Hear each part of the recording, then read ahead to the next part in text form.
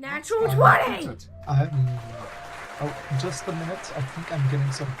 Just double check it for a second. I'm getting some weird hang-ups. I might have to restart, but it seems to be okay for now.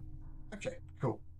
So, welcome back to the Crown of the Oathbreaker, with us being off for a week. Nice to be with your DMing again.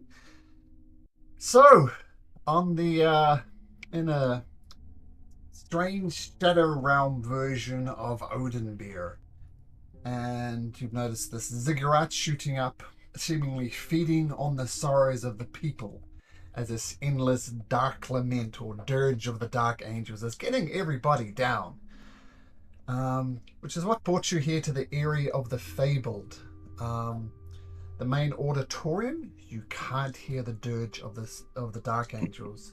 So presumably, moving the people you found from the prison into here would stop the source of the sorrow powering the ziggurat, presumably getting down the Shadow Realm. And it brought you here to the area of the Fabled. A famous theatre for the performing arts, which you can find in the main city of Oathbreaker.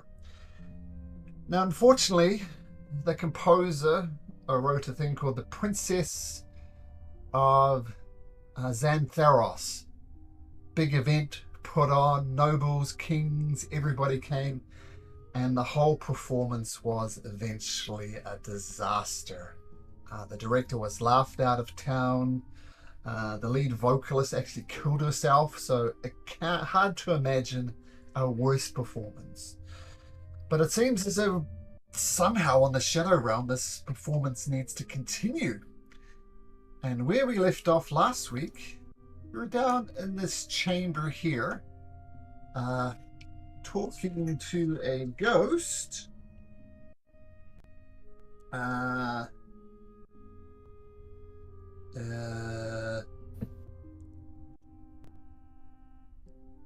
got that right. We're talking to the ghost.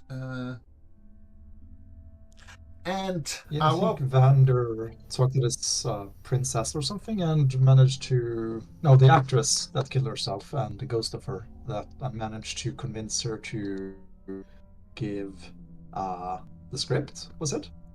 The gestures, the dramatic arms. So it's teaching you the movements of the characters.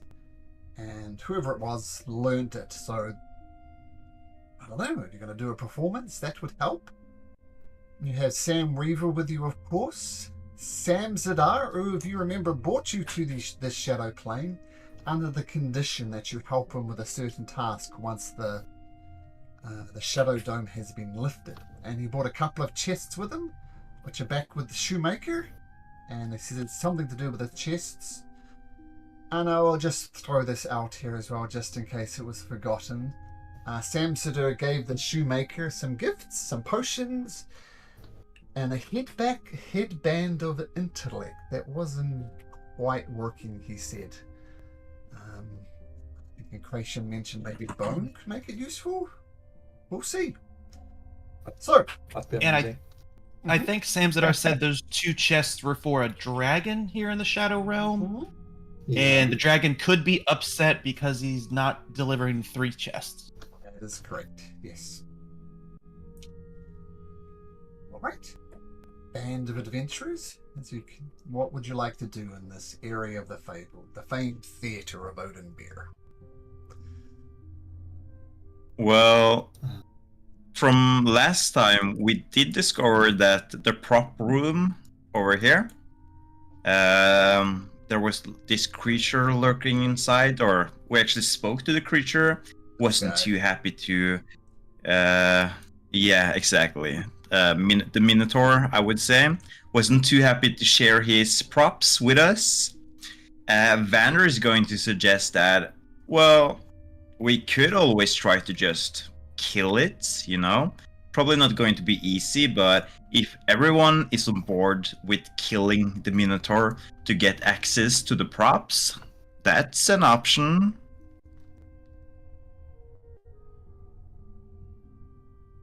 Smash cow. Shadow Realm after all. Perhaps.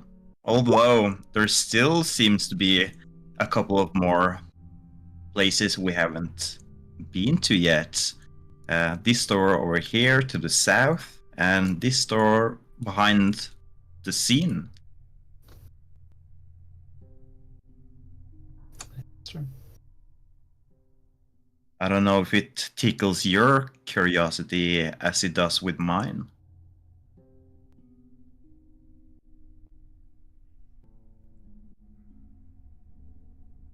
I just want to get this stupid dome down.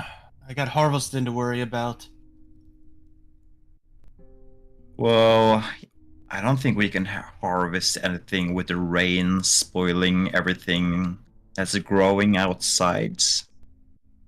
Banner is going to open the door behind the scene, this one. Or he's going to try to check if it's unlocked at least.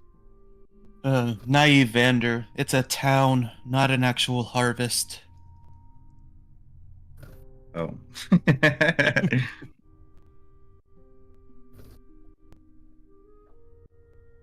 Interesting.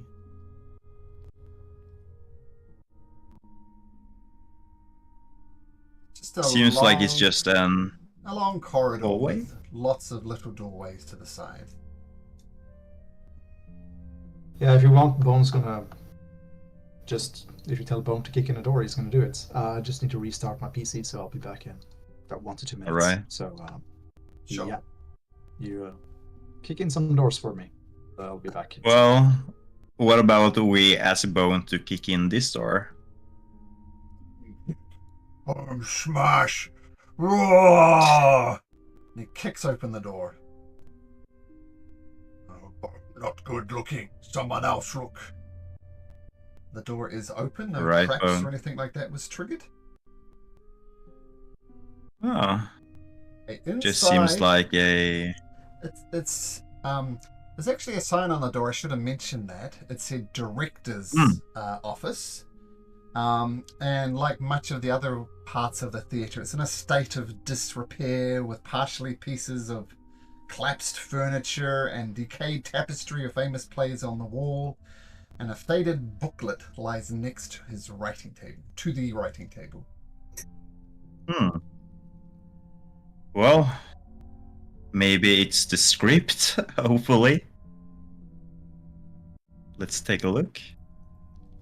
Okay.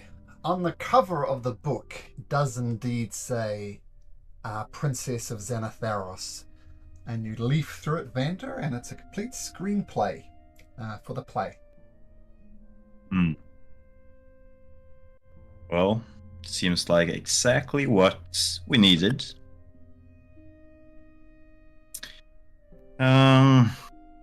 Is there anything else inside this room of interest except this door? And the screenplay, of course? Make an investigation check.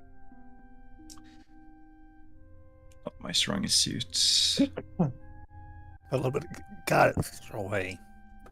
Guidance? 15+. Thank you. I was coughing. I couldn't get it out. I barely got Guidance. it off myself because I got choked up.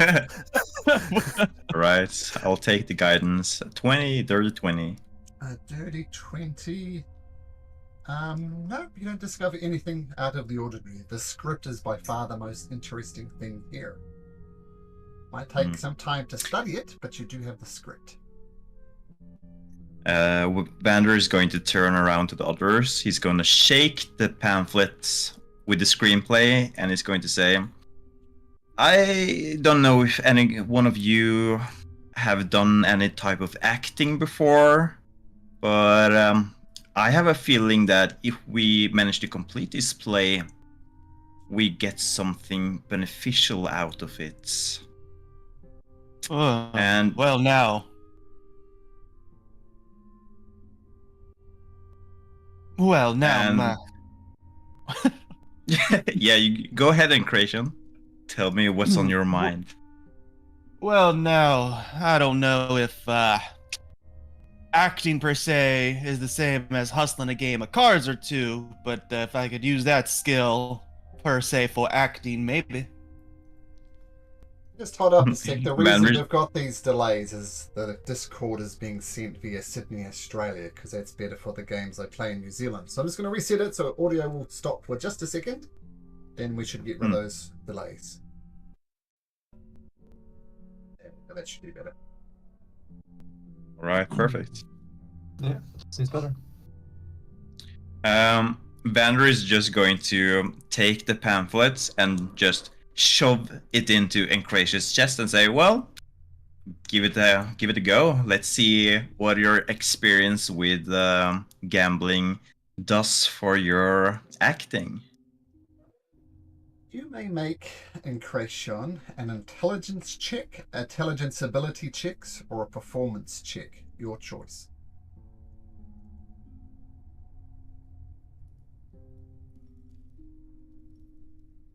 Probably no way to. My sleight of hand could help with this, is there?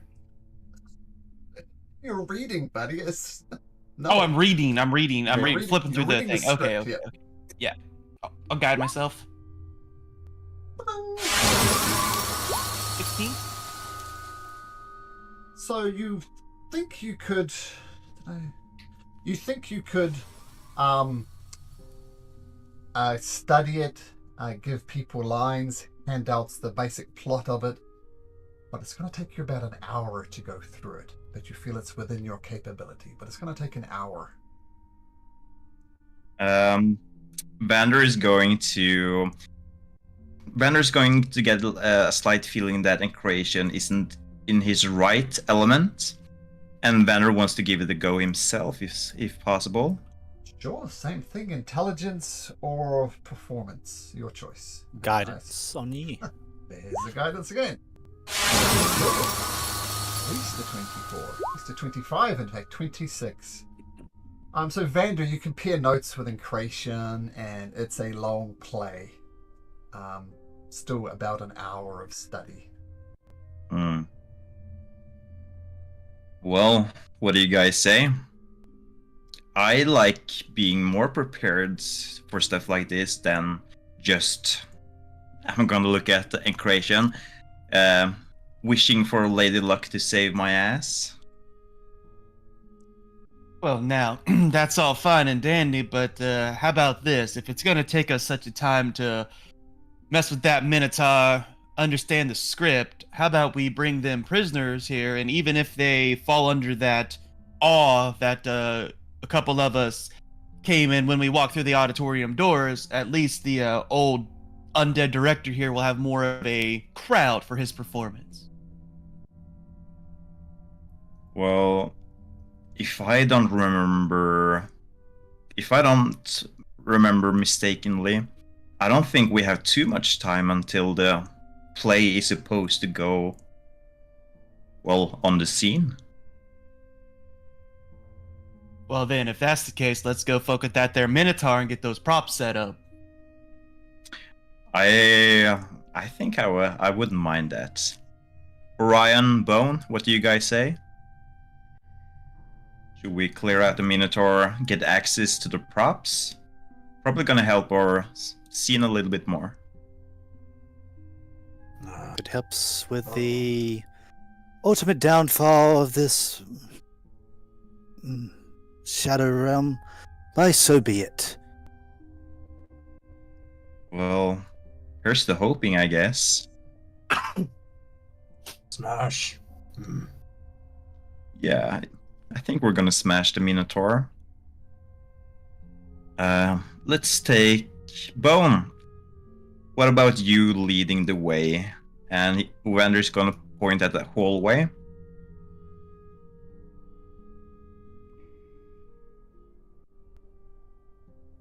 It's gonna go through it. Move to the other side.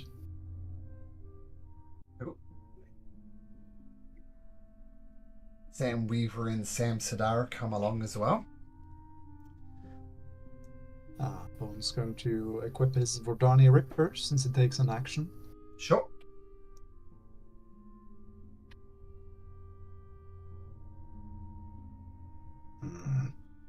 Ready. Smash! Hmm. It's a question. It's a question. Yeah. just go through the door and slowly walk up to the Minotaur and show him what's on your mind. Okay. So he's going to do that. He's going to open the door. Smack Bone with guidance just before he opens the door, just in case some check happens. You smash open the door easily enough. You look around. You don't see a Minotaur, but keep in mind this thing is like one of those hoarders' rooms. It's just stacked to the ceiling with all sorts of bits and pieces. So you don't have a line of sight on many areas around here. As Orion creeps in, Bone creeps in. And it's difficult terrain, by the way, that's going to come into it. Vander is going to disguise himself as the goblin that the director that we met earlier. I think it was a goblin. I think it was human, but undead, sort of. Oh, yeah. Zombie-like. Skeleton. Yeah, I'll disguise myself as the skeleton guy. Okay. Can I be looking around to see if anything's moving? Put that on. Yeah, as Orion, as you creep in, you can make a perception check if you like. As Vander looks like the director. And you see out of the corner of your eye, with your excellent perception check, this Minotaur, and he's about to push over a large amount of props that's going to land onto Bone. What do you do, Orion? Bone, watch out! Turn around. Minotaur said, "I should." As you hear him roaring behind the stack of props, Bone. "I should get out of here. Not welcome. Now you will pay the consequences." And Roll for initiative. Oh, that's automatically okay. Just see if I can. See, I'll try to reroll. It's a 14. No, you need to put me in. Sure. I'll go. Yep. What'd you get? A 22? No, that was when I tried to select my token and do it again. So 14. 14. Oh, yeah. There we go. Perfect. So, yeah. Okay. All right. So hearing the shout of warning from Orion, just as this Minotaur is about to push this bookcase on you, and he might still do that. Vander, looking like the director, what do you do? So I'm going to make way past both of the Sams. That's true.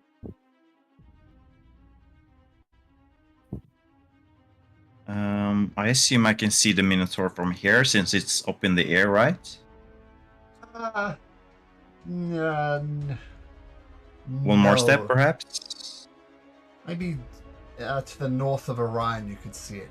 Keep in mind these things go to the ceiling, so even if you... Oh. Yeah. Okay. I can't move any further.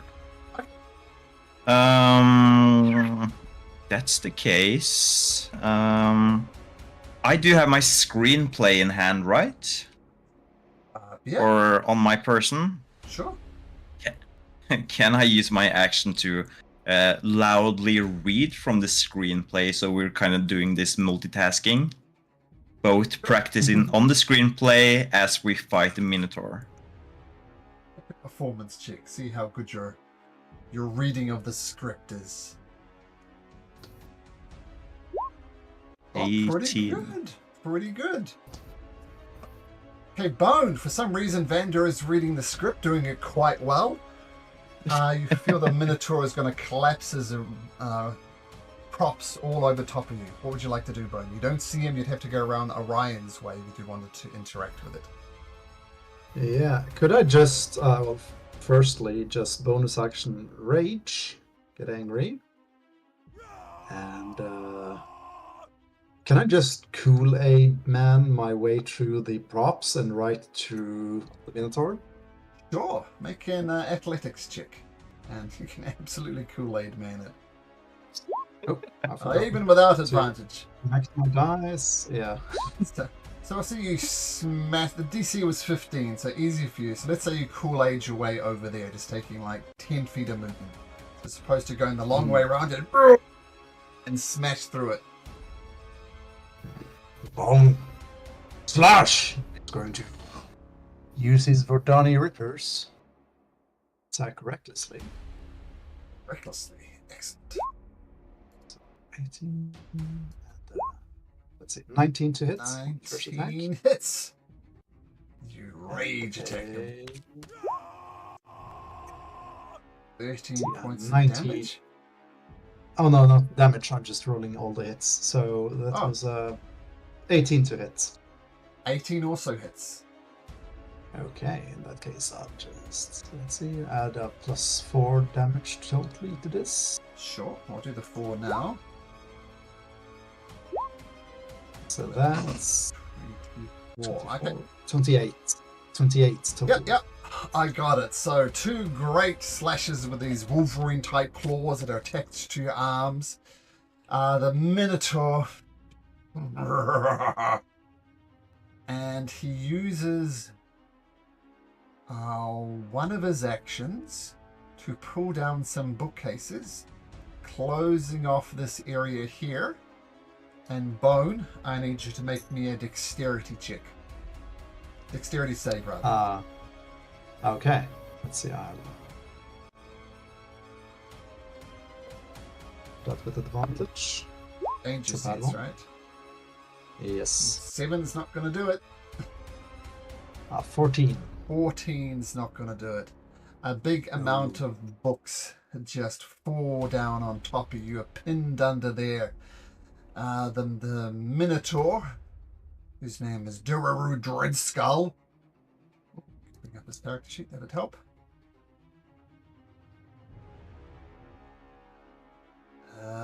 And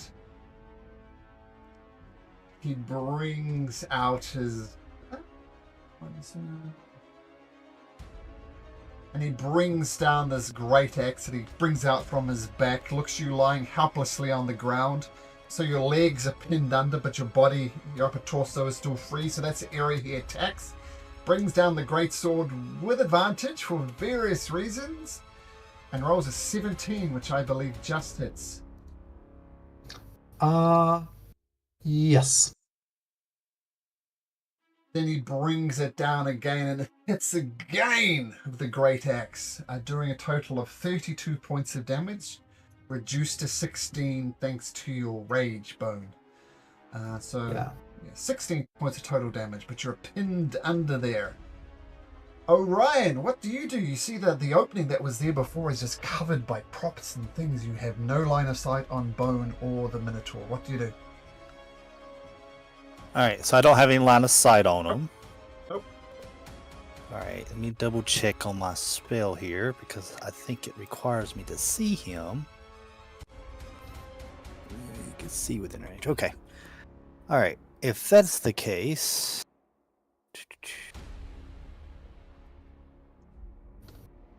Is there a hole where Bone busted through? Collapsed after him as well, so no. I'll say Okay. it's weaker there. But yeah, it's very much harder thing to be knocked down. I'll Right, say that that's red part is a weaker area that Bone burrowed through.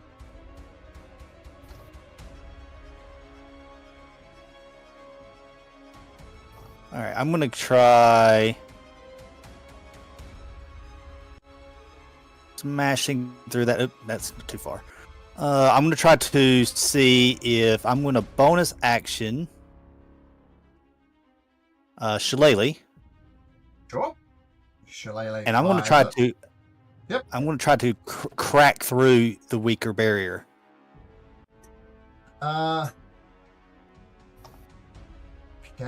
I'm gonna hit. Perhaps it is there like? Oh, actually, is there like a maybe a bookcase that I can maybe possibly topple on him if I was to take out the leg, and it'll fall on the Minotaur.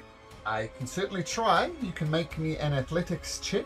I'll say because it's the weakened area and you have your shillelagh up, you can do so at advantage. All right, I will try for it. With that, 18? you do bust through. So we'll say that we'll leave the red area on there and say that's an opening now. And tell you what, the bookcase will collapse on him. He's going to try and get out the way, which he does with an 18 on the die. So the bookcase kind of comes off his thick miniature hide and just collapses to the side. But you do have an opening now, Orion, though it would take your action to make that opening. Right, it's fine. But at least I have a point of sight on him now, right? Yes, you do. Okay. All right, excellent. Sam Sadar comes rushing in. 1, 2, 3, 4, 5, 6. He sees the bookshelf there. He's going to try and open it. Bring up his character sheet. So athletics is strength. Doesn't have anything on top of this. So he grabs it and pulls it down, and it doesn't budge at all as he rolls a natural one. A little help here! And Sam Weaver, who rushes and comes to, takes a dash action to get over there. And Incration, what would you like to do? So do I see the Minotaur, or is there Nope. a stack of crap in the way? Stack of crap in the way. The only way to see it is where this red thing where Orion is. We do not have line of sight on them. Line of sight. Okay, let's see here. And in case it matters, it is difficult terrain. That's what I'm looking. I know I have something, but I don't think it matters for difficult terrain.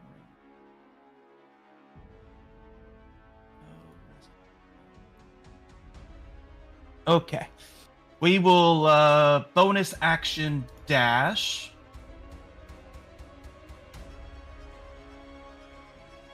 And then use our normal movement.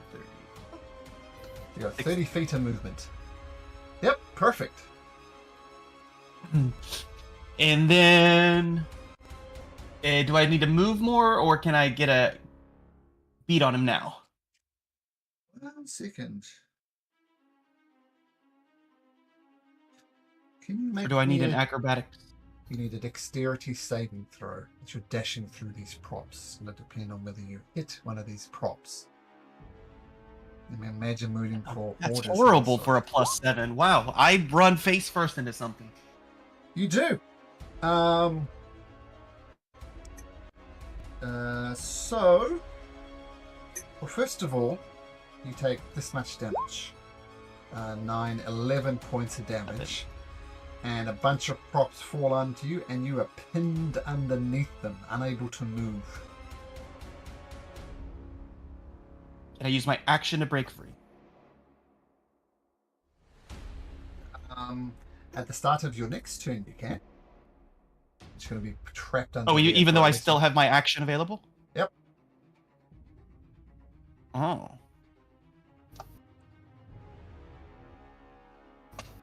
Well, I will take my action to embrace these props and hide.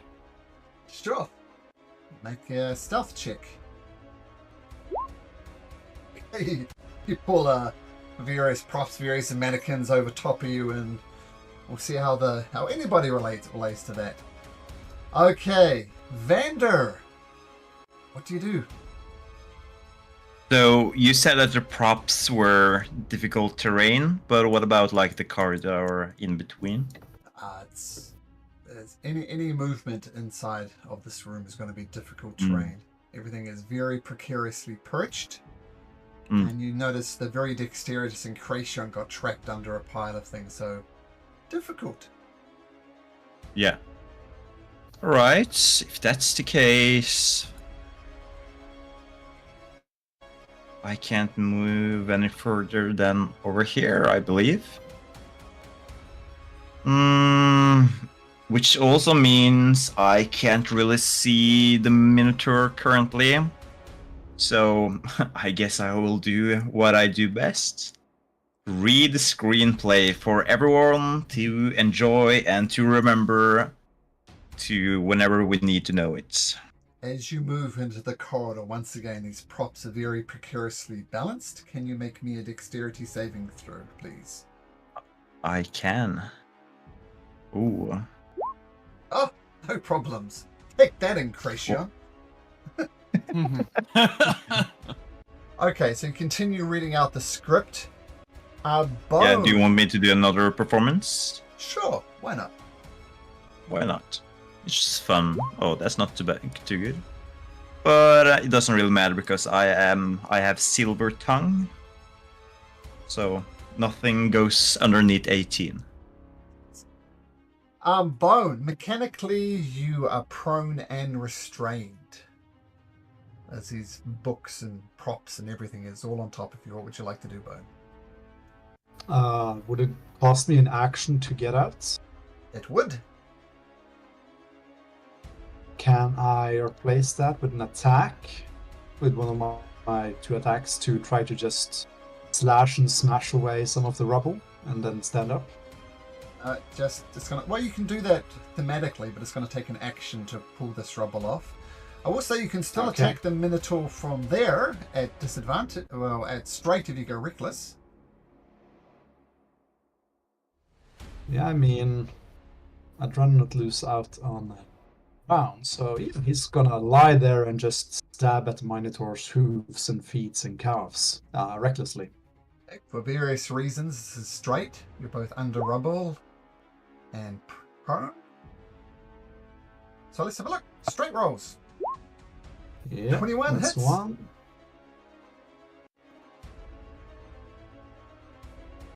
Ooh, Oh, so just the one hit from a rage roll from below. yeah. So add 2 to this roll.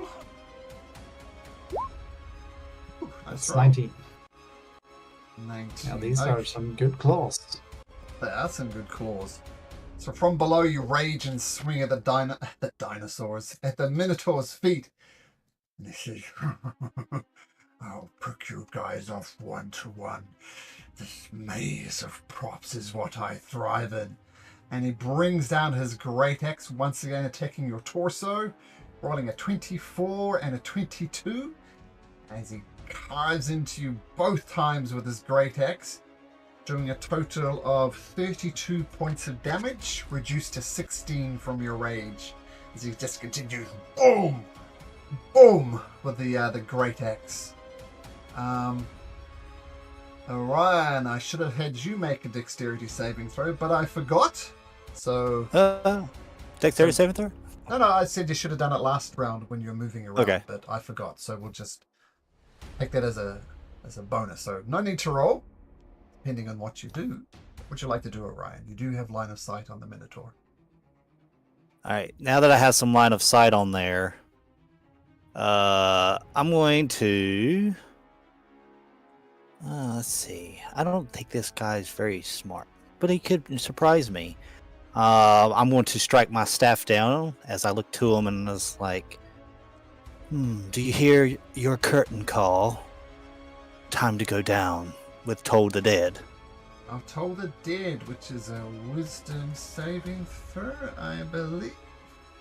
He rolls a 10. That's a failure, but DC 15. Excellent.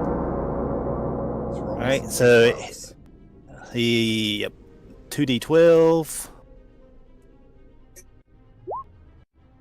10 points of damage. The Minotaur shakes his head as Toll the Dead reverberates in his head. Nice. And then, can I see bone on the ground? Just. All right, I'm going to,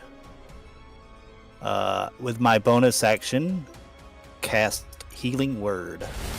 Nice. And here it comes.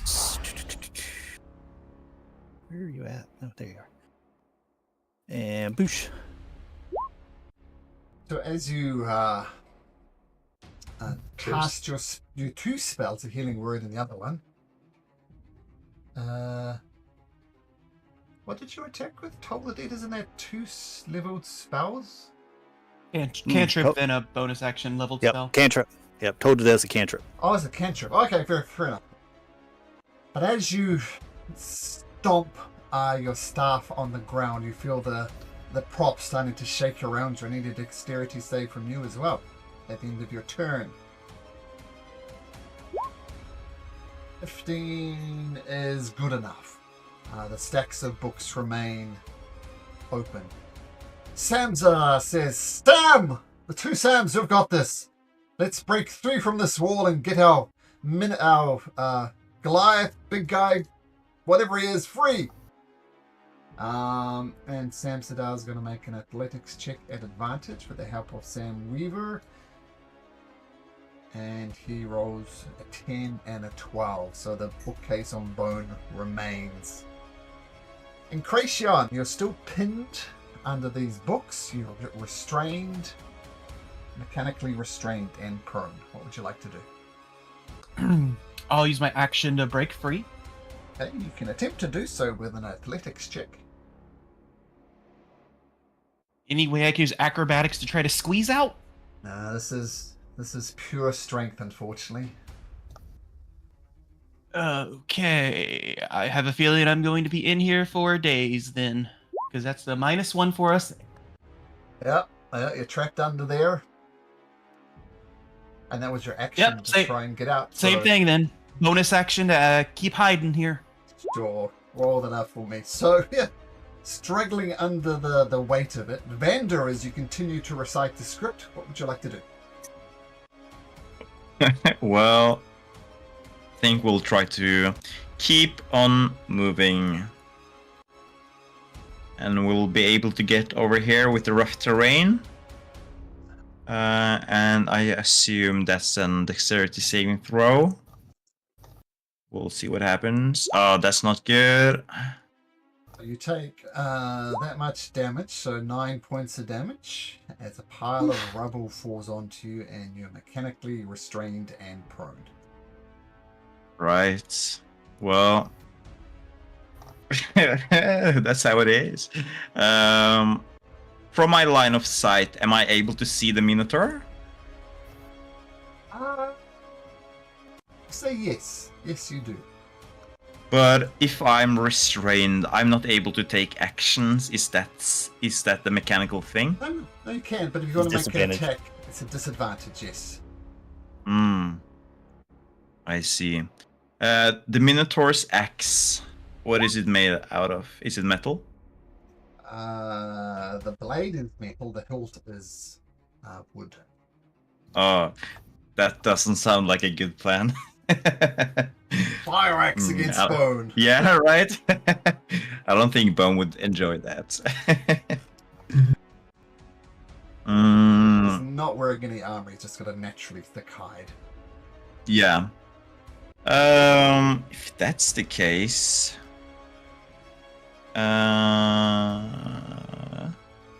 yeah, I'm going to cast Vicious Mockery on the Minotaur. Sure. And I'm going to portray myself as the director. And I'm just going to say stuff like, oh, I can't wait till we finally get you out of the prop room. You're so annoying. That's a wisdom save? Yeah, wisdom 16. What are you doing under there? I've explained to you 1,000,000 times where to step. And the Vicious Mockery doesn't work. He rolls a 19 on the dice. Right. 16 on the dice. Well, a +3. Yeah. Okay. Yeah, I'm not going to do anything else. Okay. Bone. Still restrained under this.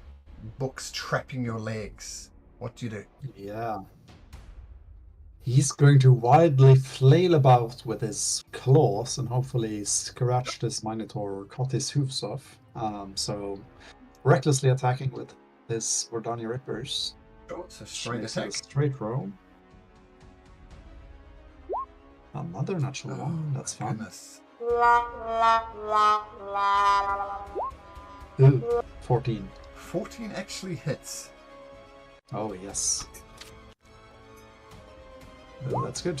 20. 20. Yeah, 20. So, yeah, the Bodani claws go through and you're opening up large gashes on the chest of this Minotaur. You smile and say, little man on the ground. Pick you people off one by one. This is my house. And he brings down his great axe again at advantage with a 22 and a 19 as two more massive great axe strikes you in the chest for a total of 42 points of damage, reduced to 21 from your rage. Ouchies. And Yeah, still alive. still alive. And Orion, you look at your friend just getting absolutely beaten up. All right. He is getting beaten up, so I'm going to try to have to help in this situation. As I will for a first level spell. Let's see. Let's try him. Oh no, let's see if I can make him mad.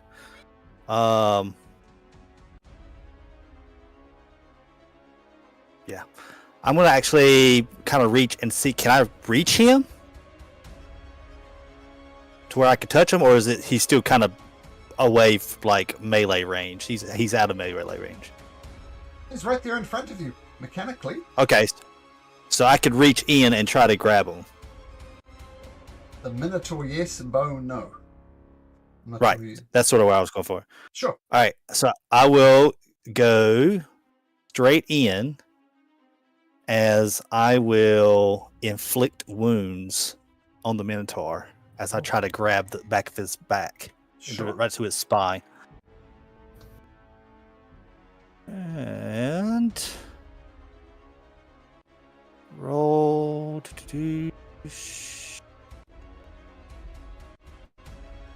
Oh, you Ah. reach forward to touch, but the Minotaur twists his bulky frame out of the way just in time. 10's a miss.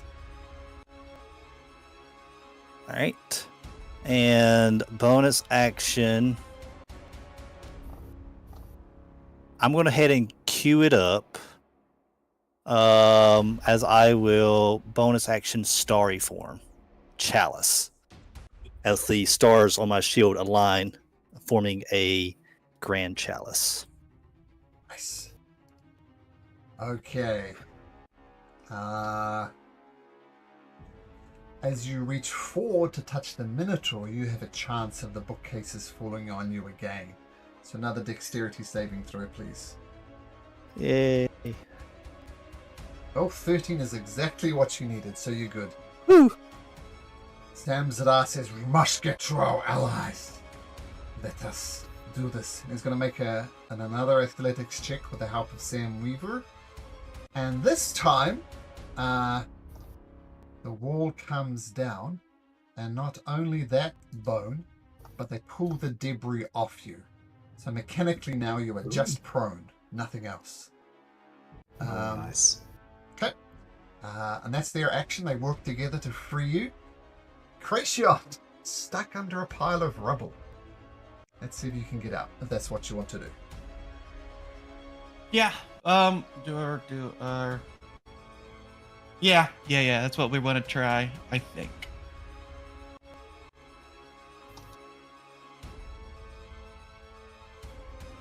No, that's not what I want to try. Actually, we're going to wait a turn for it. We are first going to guide ourselves as our action and then continue to hide in the rubble with the bonus. So that next round I have a guidance when I try to make my athletics check. Self before you have focus. Okay, good idea. Yes.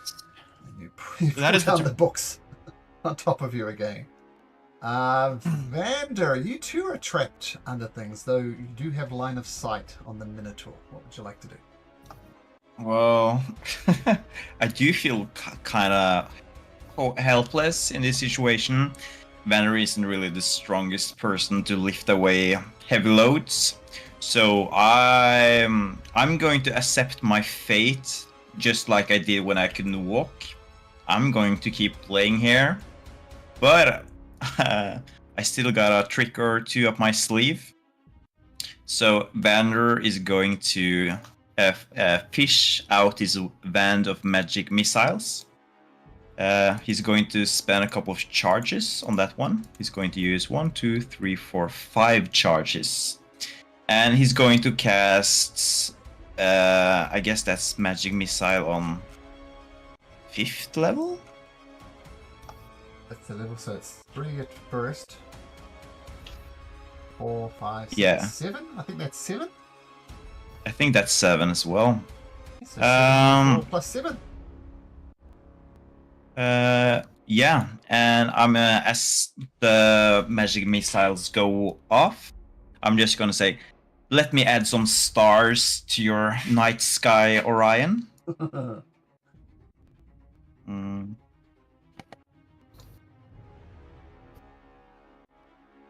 Oh, that's No, not that's the best. 4d7 plus 7. Oh, right. Yeah. 7d4 plus 7. 7d4 plus 7. There we go. 7-sided dice. Oh, much That's better. a little bit better. The magic missile and unerringly go into the hide of this creature and did quite a bit of damage. Actually, that really hurt him. Fantastic, as you lie prone on the ground. Assuming that's your turn. Just like, Mhm. yeah, that's my turn. Okay. Laying prone on Boom. the ground. Sam's at Iron Sam. Pull the books off you. You are free to do what you like. You can stand up if you want. He's gonna stand up, of course. Should have just, I don't know, when you, what's the word for it? Sharpen his claws against each other. Just Sparks fly out. Yeah, it's gonna lunge for the Minotaur. Sure. Recklessly. Sure.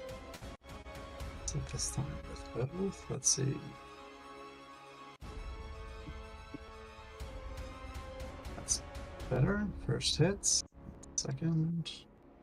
You're gonna do more than 6 points of damage, so Oh, How do you want to do this?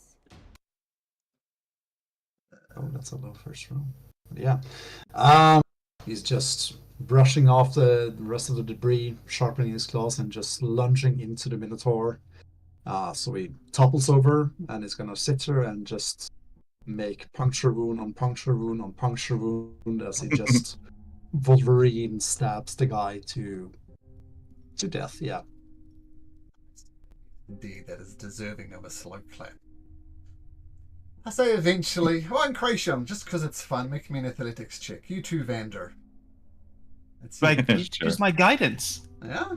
Yeah? All right, let's see here. Oh, he didn't even need it. It's a 13 DC. Vander. Keep rolling, Vander. Let's see how long it takes you. Sure thing. That's a 3. Let's see. Oh, there you go. 15. I was like, I would have tried to step over to Vander. I'll make the deck save, then guide him. Trip and fall once more? Nah. If I could Well. carefully get over there, I would definitely try to cure wounds on Bone over there. Sure, yeah. Well, I say you now that the frantic combat has stopped and you're trying to dodge and everything, you can move relatively safely around without knocking things over. Now that we don't have the bull in the china shop. Alright, there we come. Some healing to your way. That is 16 plus, because my chalice form is up.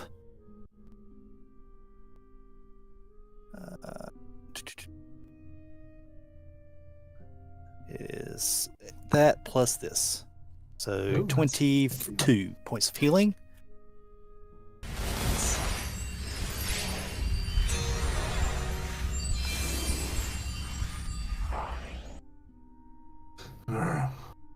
Thank you. Feel better. You have quite a bit of slashing wounds.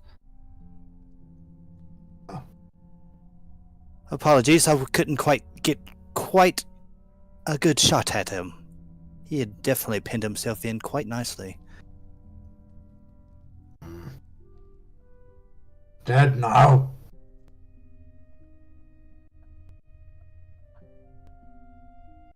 Is Well, Vander still trapped? no, I managed to push it off, I guess. Yeah, I don't always need your bone to do the heavy lifting. I can do it myself from time to time. Even if it's just a bookcase to remove from my person. Bone help. Well, I enjoy your help very much, Bone.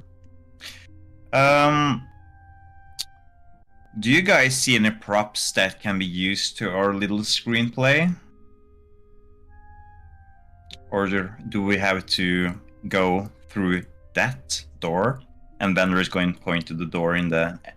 Well, that door is an exit door. It'll take you out of the auditorium. Yeah, I'll just open it for you. all right. Another way in and out Uh-huh. of the theater. Yeah, And we don't have to go through there. well, you can if you want, but it just leads to outside. And if we want to have a look around here, why don't we make a group investigation check? So everybody make an investigation roll. I will be Why, fan. can we do, while everyone is investigating, can Vander read the screenplay for everyone else to try to further prepare them for their lines as good as Sure. possible? I guess that's then everyone except Vander make an investigation check. Oh yeah, that's 2. It takes you a good half hour. Not the best investigation. It was in fact only Orion at the DC. But you do find enough props. Well, props for the princess, her lover, and various other smaller parts. But primarily it's a story of 2 doomed lovers, and you find props that would aid in the performance. And you also find this.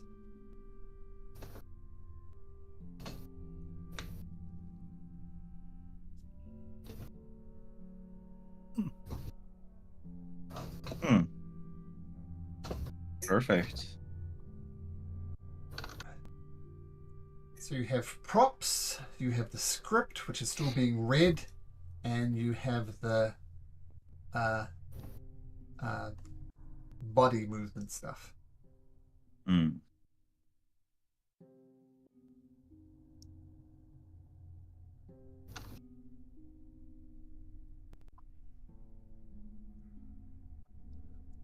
So that's effectively 682 golds and some, no, 82, 105 gold pieces in total.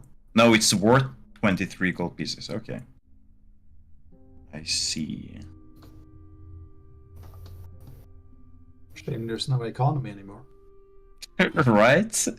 But they're still nice though, so we can bring them along. All these You terrible guys things trust- happening to the world, and Bone's most worried about the economy. Such a typical thing for Bone to think about. Yeah, It's practical. worries him. Economy. Smash the economy. Economy. It's his new political slogan. Smash Down inflation. with the stock market. Smash inflation.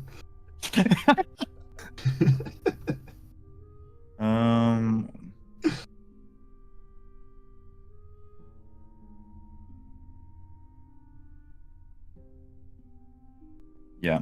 So if we just split the money in between us, that's 16 gold pieces each. I can just trade away 10 gold for a platinum piece. Sure. Oh yeah, remember you're taking Bones. I'll take or- both the platinum pieces then and trade away 20 gold. So I'll just tell Adai he gets 16 gold pieces. Yes, that was the amount? Yeah. 1-6? Okay.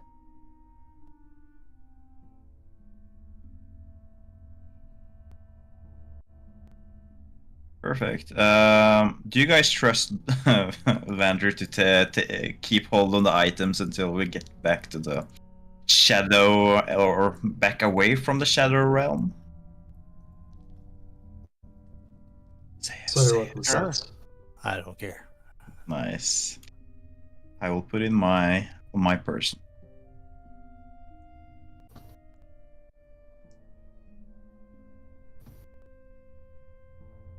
I will also probably before everyone is completely done, take a note of everyone's injury. And we'll do this.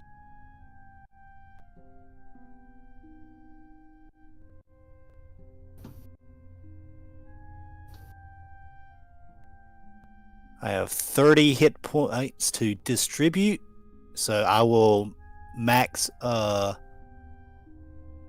Incration and Vander from them taking damage. I'm assuming. Did they take damage? Both of y'all take damage? I took some damage from falling. Yeah, Only I took 9 some was from though. 3. It's 30 divided amongst them, not 30 each. Right, 30 divided amongst them. So I was trying to type them off, and then whatever's left gets Bone gets. Oh, yeah. Maybe Bones should get the majority of it regardless, though. Oh yeah, I will. I think I don't think you two have that much loss. No, I think. I don't have too many plans to take any more damage. For Yeah, I'll do 5 and 5, and then Bone gets 20. Yeah, that sounds fair. Is that two? Vander and Incration? Is that right? Yep. Okay, so okay, nice.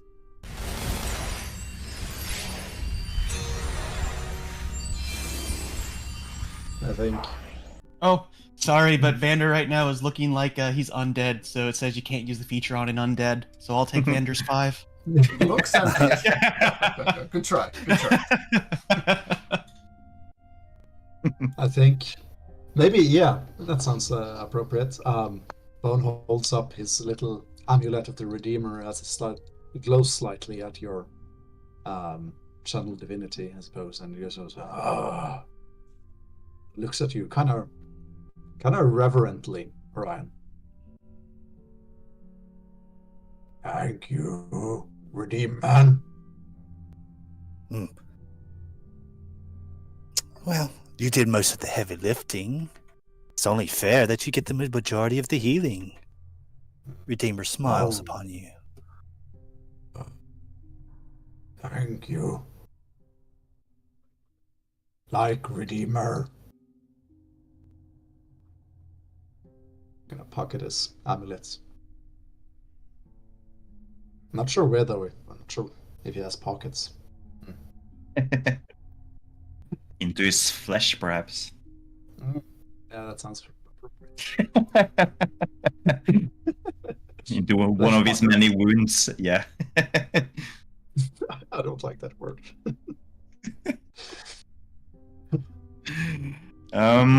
I also assume that we have to carry the props out of here and onto this the scene. Vander is going to make up an excuse that he can't do any lifting because he's reading the manuscript for everyone to enjoy and learn from. So he suggests that someone else do the lifting. I think I can help with that. If you give me a minute. Let's see. Okay. Let's you can tell me if I can do this or not, DM. But I'm going to look over at our little Minotaur friend who's dead. And I'm gonna cast this. Oh. Choose a pile of bones, a corpse, medium. He is large. So. Oh darn it. Oh, But you would know that, so you don't burn the spell. Okay. She's just too big. I mean, I always say that Orion knows his spells better than Joshua does, so Orion realizes he can't raise the Minotaur. Good idea, though. Would have not been a nice hired hand. Works for free. yeah. Would love that. Looks like I'm gonna have to give my own hands dirty. Well, there's a couple of you, so I think if we all work together, we'll manage just fine.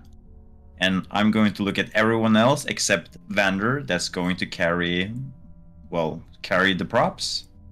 I believe in you guys, and I also believe in myself that I'll be able to teach you these lines. And then he's just gonna nod and walk cheerfully to the stage, reading aloud as he walks. Bone's gonna just assist him, just picking the heaviest of the props and taking them himself. The door opens, and we'll just say you place the props that in useful positions for the upcoming performance.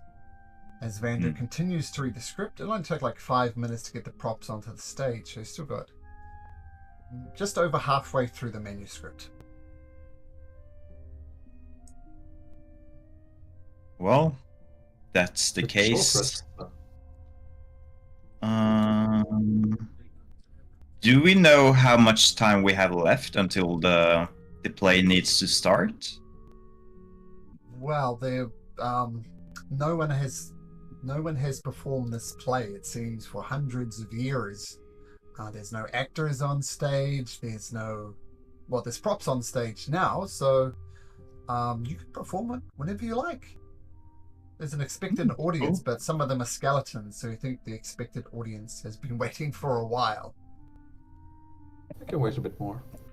Yeah, we can. Well, if you guys don't mind, we could take a little bit of a rest, perhaps somewhere more comfortable than inside the prop room with the dead Minotaur. But while we take a little bit of a rest, perhaps we can read through the remainders of the scripts.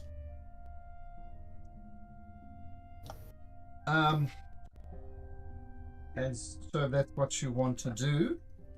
Sounds like a short rest. Orion, can you roll me a d20, please?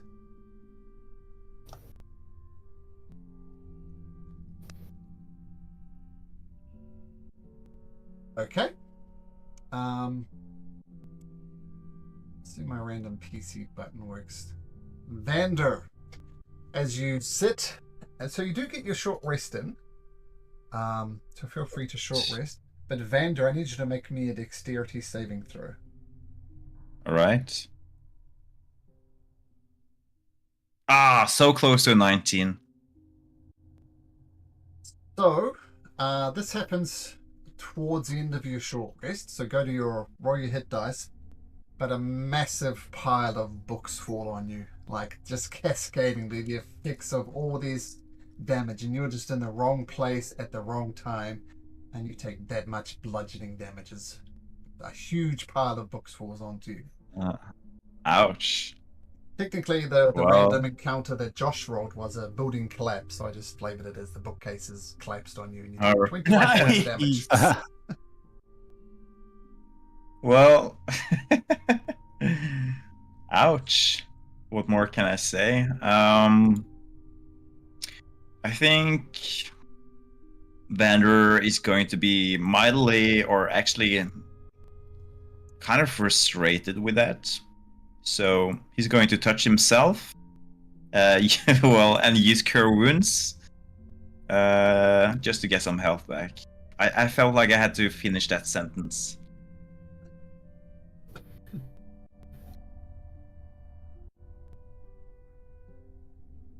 And yeah, feels better, I guess. Yep. Also, I guess prior to that short rest, I probably would have used Harness Divine Power and gotten the second level spell slot back. Sure.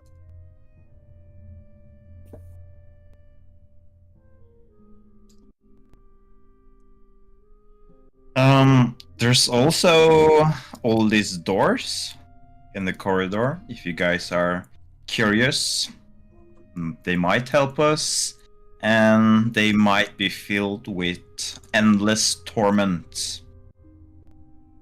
I feel like it's either of those two options, nothing in between. You do get the impression that these are dressing rooms, like where the stars of the show would get changed into costumes and do makeup and stuff. Ooh. That sounds like something that would benefit actors trying to impersonate someone else.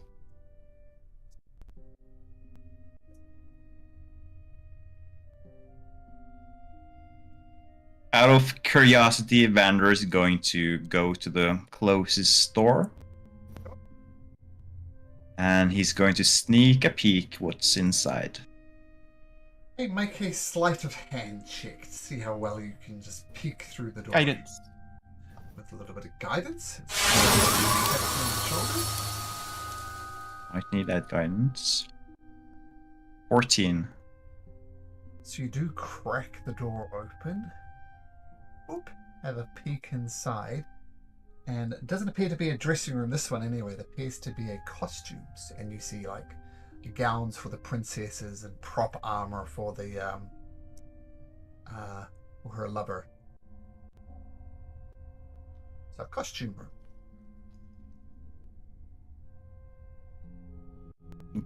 Vander is going to make a grin and is going to say, Bone, come over here, please. Okay, master. So, Before you get there, Bone, just get outside the door if you wouldn't mind, Bone, because I'm going to need you guys to... Roll for initiative. oh, I'll explain what that is in a second. right. Wow.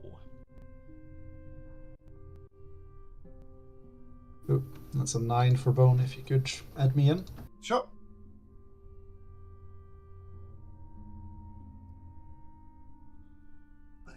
Bone.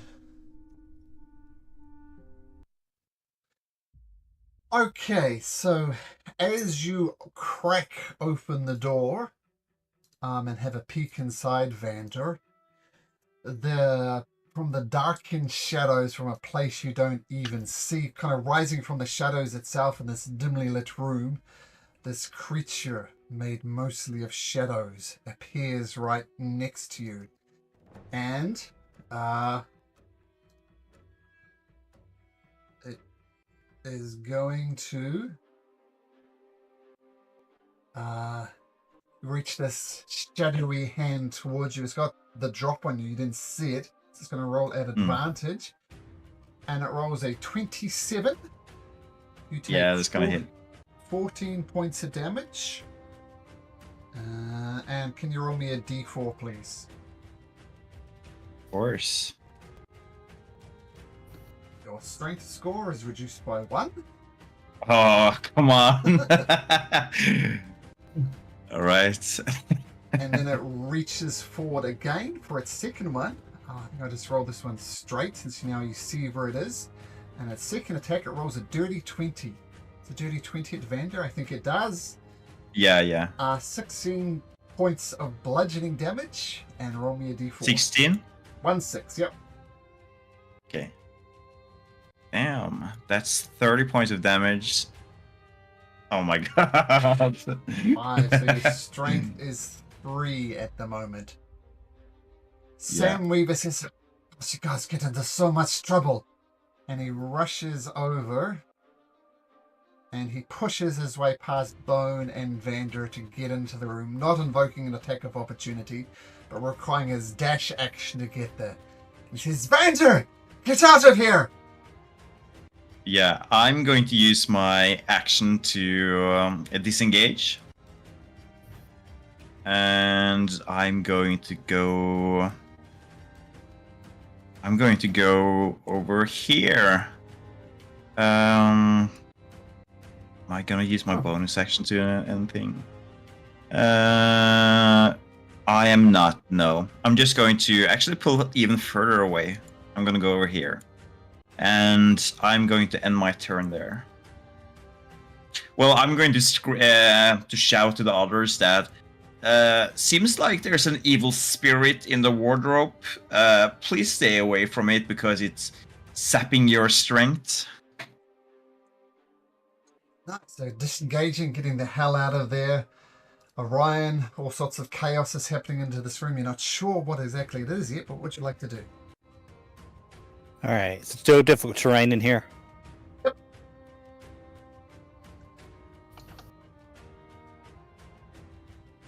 Oh, did I lose you? No, still difficult terrain. Yep, still difficult terrain. Okay. All right. So that's 10, 15, 20, 25. I'm not going to be able to get there because I'll land on bone. Oop. Okay. I don't think I'm stuck. Anyway, I'm stuck right there. There we go. Well,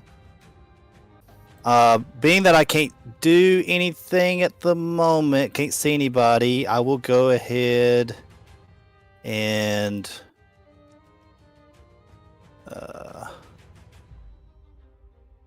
I'll use my action.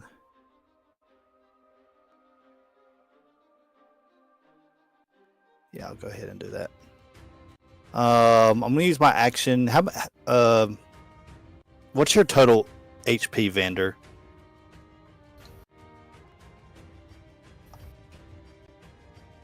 Vander, who is muted. Oh, sorry. My total HP is 50. 50. That means 25 can go to you. All right. I will go ahead and use my channel divinity real fast and heal him for 25. And I'll throw on the extra 5 to bone if he needs it.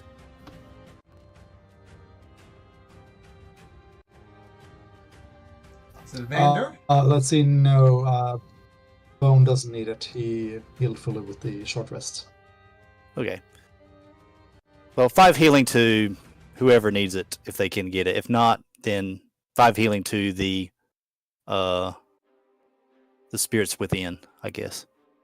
Most damage actually, Orion, out of everybody. Am I the most damaged? According to what I see, you're on 44 of 59. Is that not true? I have no idea. I haven't taken a hit today, but I don't know how that might have been way encounter of that because it's been over a week since I've been here, so I have no idea. You're on 59 hit points. There you go. You're on full hit points. So I think, I'll just tell you, Vander's looking pretty healthy as well. Or come after a restful long rest, a short rest.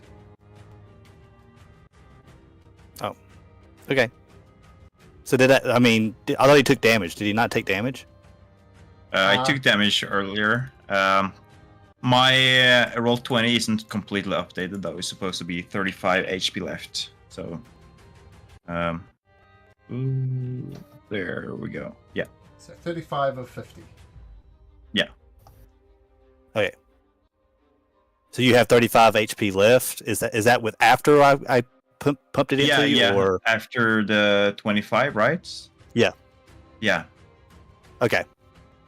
All right. Cool. That's all I can do. Cool, nice.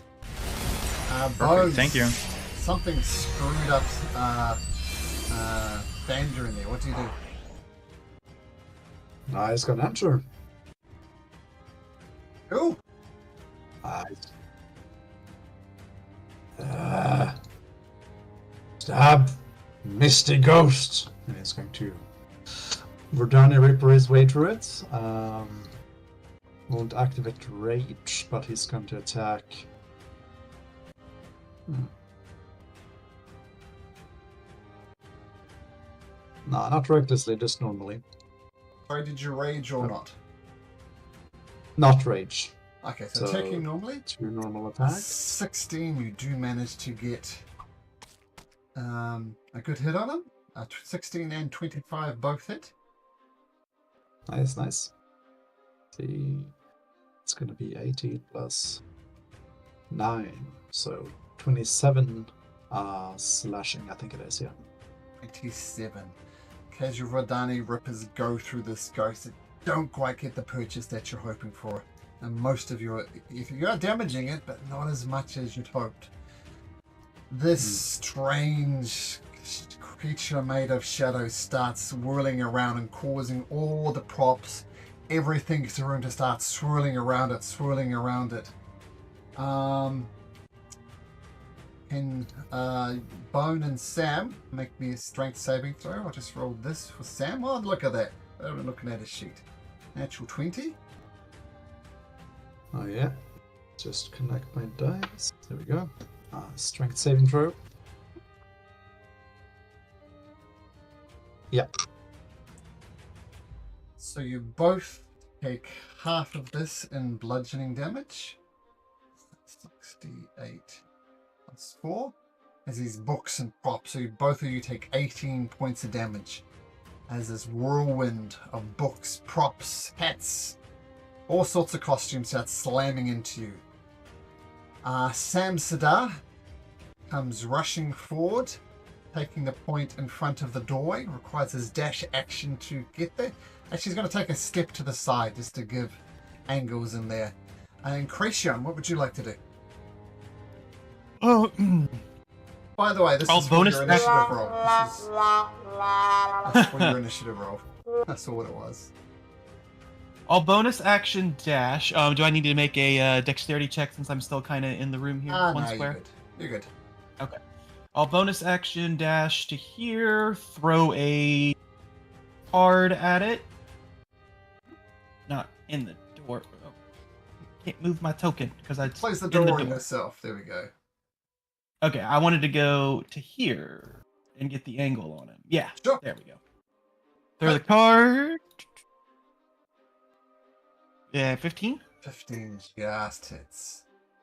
Nice. Yeah, sneak because Bone Sam multiple reasons. Yep. 28. 28 Magical points of slashing. magical damage. Yes. Okay, And I will go to here to Vander because I took the dash. I still had some movement. Okay, that's my turn. Okay, Sam on the front lines with Vander. I'm so tired of this place. And he swings with his rapier 3 times. And hits once only for 4 points of piercing damage. That is magical.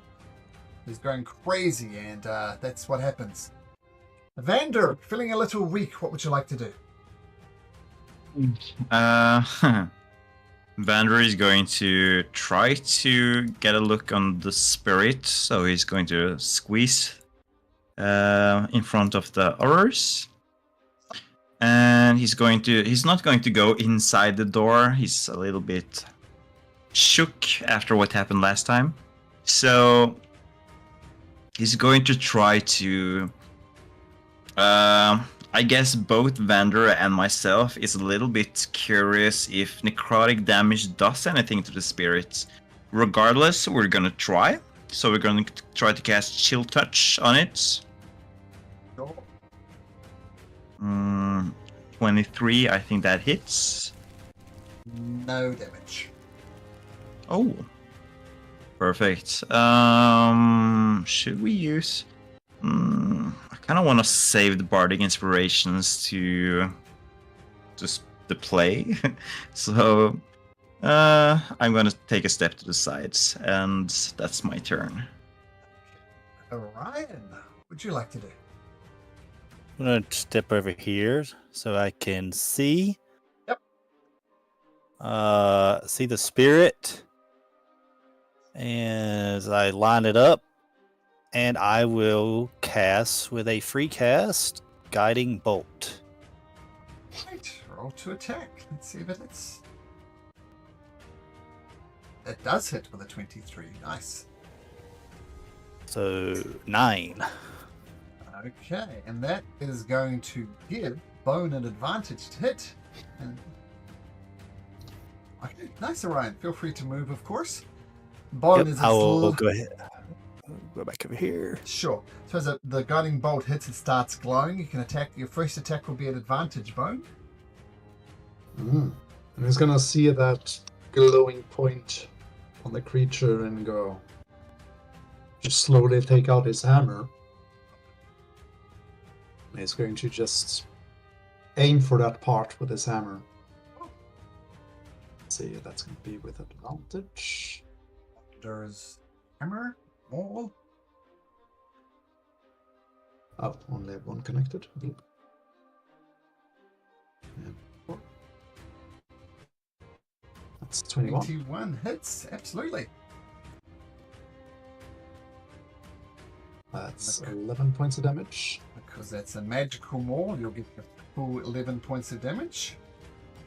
Ooh, nice. That's going to hit him again. This one just straight. Oh yeah, that's true. In that case, I'm going to have to roll again, but 7 plus 8, that's 15. I'll just take your first roll and 16 hits, so you're good. So roll damage again for your second hit from Wander's Maul, and another 12 points 12. of damage. And you seem to be getting the best of it now. It's so the shadows are starting to drift off, and the creatures are becoming smaller as a result. Is that your turn, Bone? Yeah, that's my turn. And you didn't go reckless, so this is just going to be basic attacks.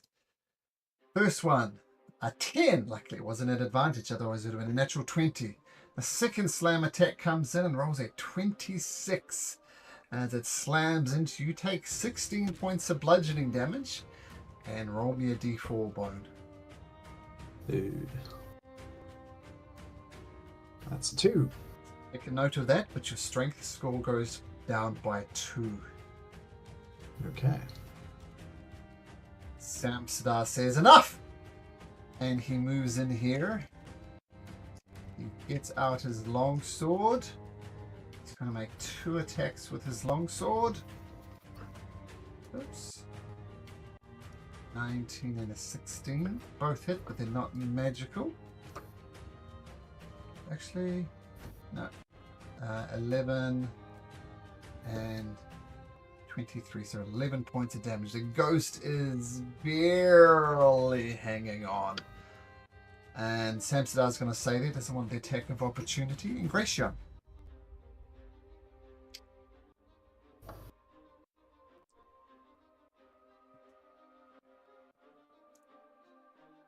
Bonus action to fix the mic. All right, there we go. Moved to there to throw a card at it, and then 23.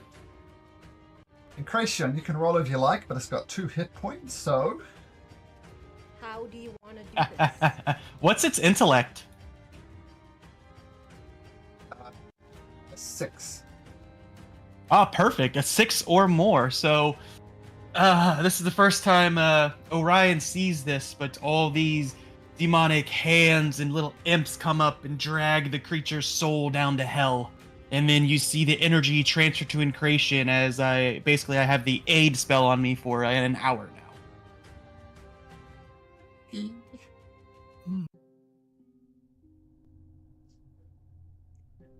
And with that, with the creature just disappearing down to hell, you see various costumes and stuff scattered around the room.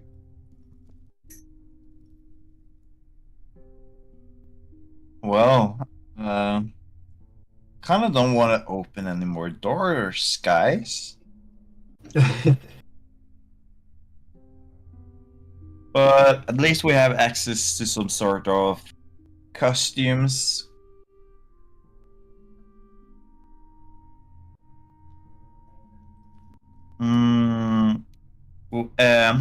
Vander originally wanted Bone to pick out a costume from before, because he's been running around, as I assume, half nude.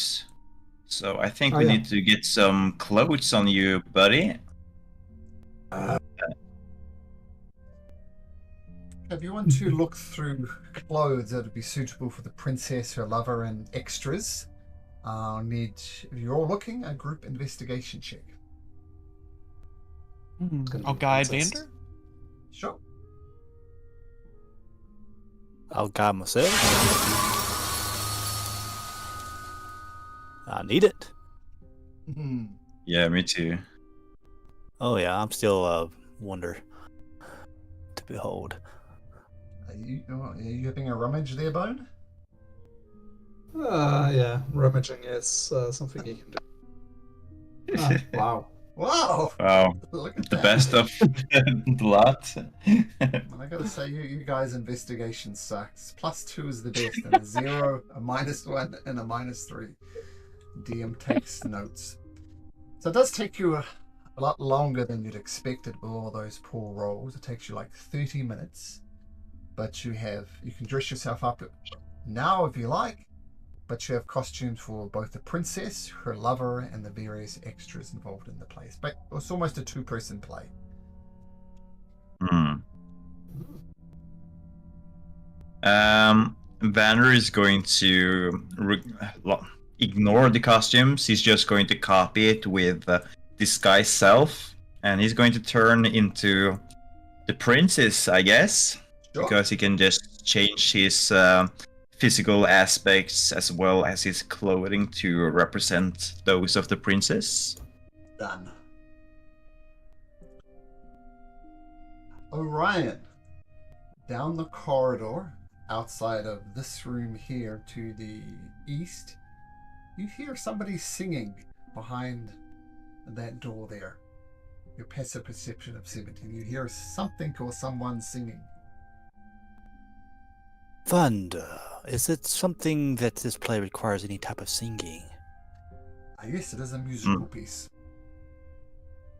Well, it is.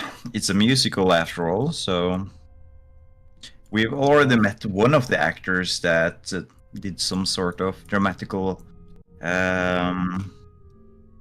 display, and I also believe she had some singing as well. The ghost in this room,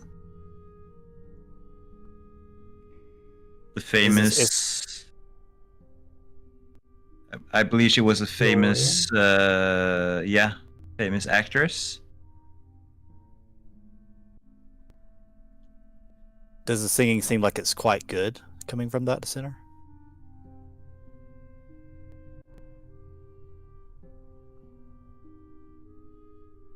Or is it like fingernails on a chalkboard? No, I don't know if you heard me, but I said it's exceptional. Very, okay. very good. Well, I think if you're trying to put on a good play, so to speak, perhaps a singer of someone that's behind that door. And y'all point to the door where the singing's coming from. Well, On the in front of the door, there is a name on the door, and that's the name that's written there. And if Adai was here, who moved in these circles for a while, he would know that that was the main lead for the Princess of Xenotharos. Well, I'm all up for making this play as good as possible, but I feel like we've been kind of unlucky with the rooms we've investigated. So far, we had a 2-for-2, a fight with a minotaur, a fight with a spirit, or a ghost, or whatever. And suddenly we're going to be attacked by a, well, singing artists as well. I mean, we can as well open the door. I'm all for it, but I don't want to be blamed if we're being attacked. Perhaps if I was to try something. Is this the door? One here, next one. Next one. Yeah. I think it's kind of funny. Vander is so cautious, and the one door that he opens by himself goes terribly wrong. Orion takes his staff and kind of like knocks it up against the door. And the singing continues, and there's no response, just as if you hadn't have knocked. Okay, I'm gonna knock again, but I'm gonna say this time, Miss Cassandra Shalami, Shalami, Salami. I'll take Salami. Cassandra Shalami. Pastrami. You're on in 5.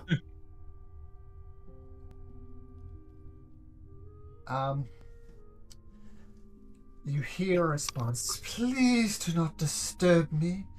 My singing is a little bit flat. And now it's a little bit sharp.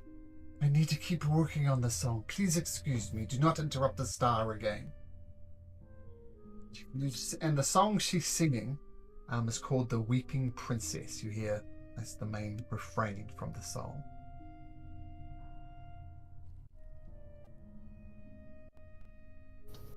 Well, if you want, if looking at the Vander already transformed, disguised self as the princess on himself over there.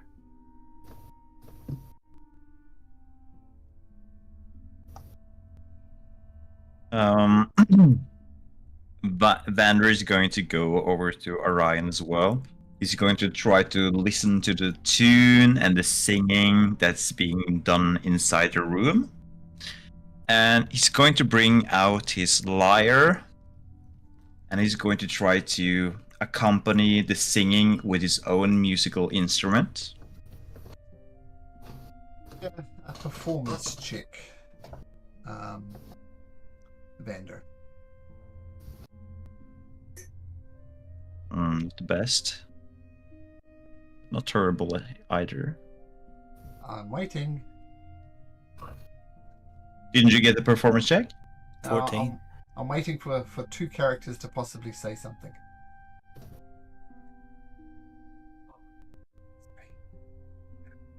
Oh, no guidance. Oh. I knew what he was waiting for, but nope, not Yep. yet. I'm gonna do it. Yeah. Yeah, the 5-second counter went down, so we count it. Well, it's not going to count. Yeah, you're not getting the gist of the tune. You try and mimic the voice and accompany her. You feel you couldn't confidently replay the song in your head.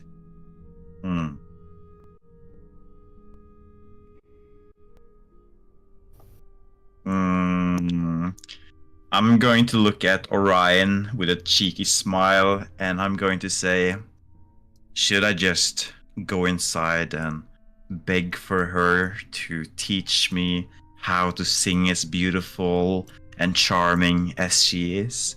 If I butter her up enough, perhaps she will be inclined to do so. You can certainly try.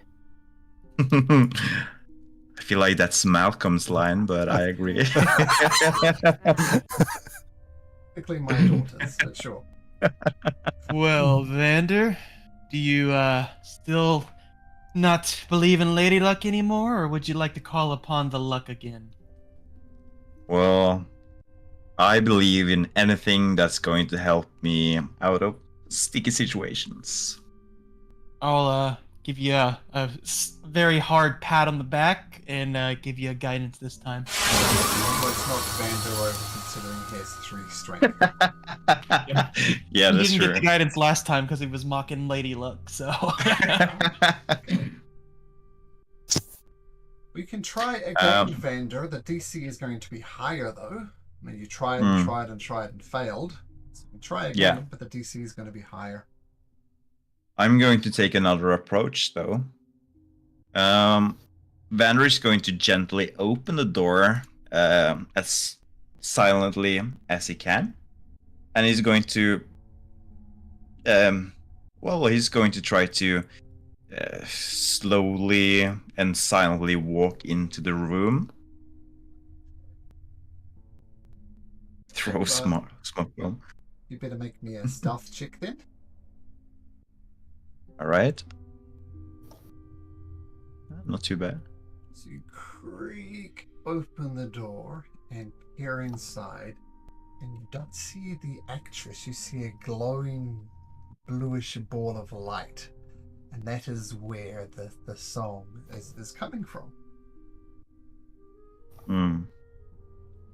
I'm going to slowly take a step inside with my lyre. Can you make me a wisdom saving throw as you do so, please? I can. I feel like the ones that are important usually not the best rolls. Okay, just a sec. And can you roll me a d10 while you're at it, please? What did you say, Malcolm? A D10, please. A D10. Yep.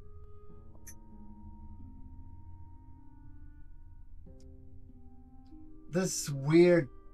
It's not so much the song, it's the atmosphere around her. And as you walk in, you get momentarily confused, not sure what to do, but you shake it off quickly enough. You can do it if you like. So I'm not affected? Nope. I'm going to step to the door again, and I'm going to close it with myself inside. I'll move you out. Yeah, I'll just do it like this. I got you, bud. There you go. Yeah, I'm still going to be inside the room, though. I'm not going to leave half just yet. So like that. Yeah, basically like that. As long as I'm just inside of the door. Okay, make me another wisdom saving throw. All right. Oh, even worse. And another D10. Another D10.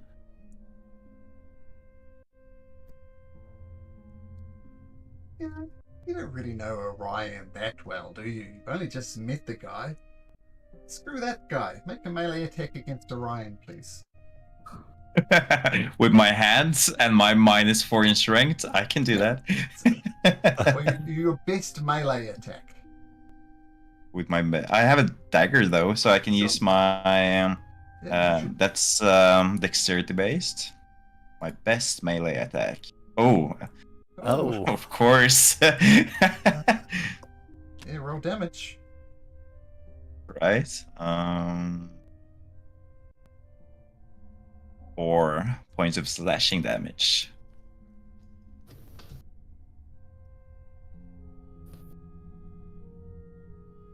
Ryan, you just got stabbed by Vander. What's the meaning of this? Vander is going to look very shocked, and he's going to step out of the room. He's going to drop his dagger to the floor and be like, "Let's not go into that room. I don't think that's good for your mind. Sorry." It's not good for my body either. As he kind of puts his hand over where he got stabbed at with the dagger. That's so deep. Yeah, using daggers or weapons isn't really my strongest suit, and well, yeah, I guess that's a good thing now. But I feel like there's some sort of aura or something around Miss Cassandra.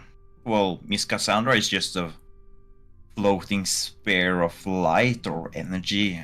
She's not really a person or humanoid. You hear her saying, I should have said this before, you did not have permission to enter my dressing room. You shouldn't come in when a lady is dressing.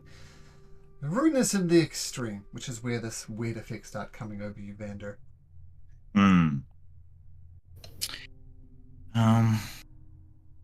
I do need to communicate more with her, though. Maybe I should just be as transparent as she wants me to be.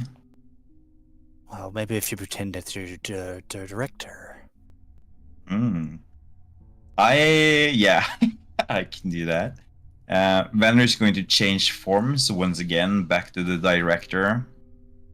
Or actually, no, I have another approach. I feel like it's more genuine.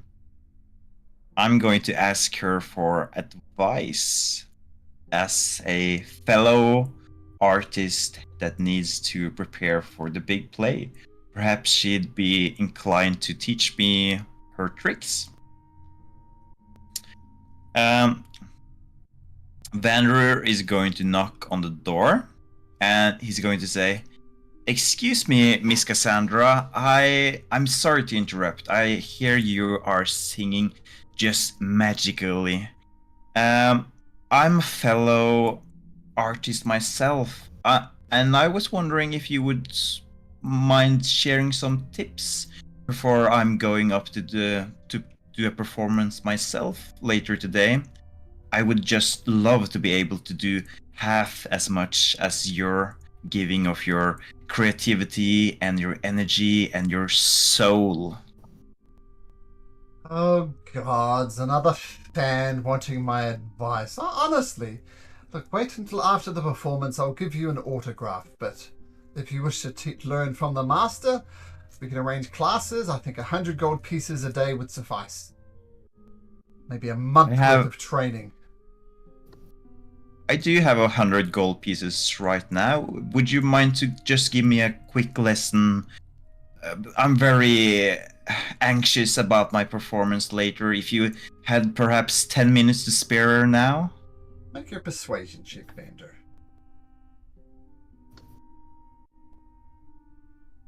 Well, I do have silver tongue though, so it can't go below 19.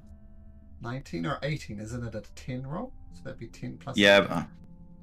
Oh, 18, yeah, it's supposed to be 10. Fine. Come in. And you swing open the door, and it's 100 gold pieces somewhere if you like. She doesn't pick it up or anything. And she teaches you the song. Something of the princess, I forget which one it was. She teaches you the song that you need. Perfect. The song Weeping Princess is which she teaches you. Weeping Princess. Perfect. After she's done teaching me the song, I'm just gonna be very grateful, say thank you. You are the master after all. I expected nothing less. And I will bow on my way out of the room. And I will close the door behind me. Sure. Just for convenience sake, I opened all the other doors. They're just simple dressing rooms in them with nothing much of interest, but simple dressing rooms and the rest of the rooms along this corridor. I also removed 100 gold from my inventory. Sure.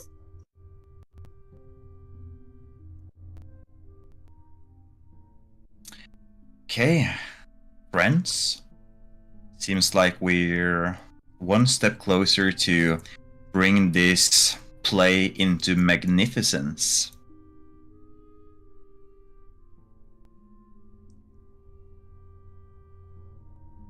The question remains though, which one of you want to take on my co-role? Because I'm just expecting that I'm going to keep the princess parts. You need at least 3 people to perform the play. The prince, the princess, and random extras who could be played by one person. So you need at least 3 people to perform the play. Anyone feeling up for the task? What are the roles? The princess, the dragon, and the prince? Let's see what I wrote about. A dwarf, a half-dragon princess, and the dragon? Is that it?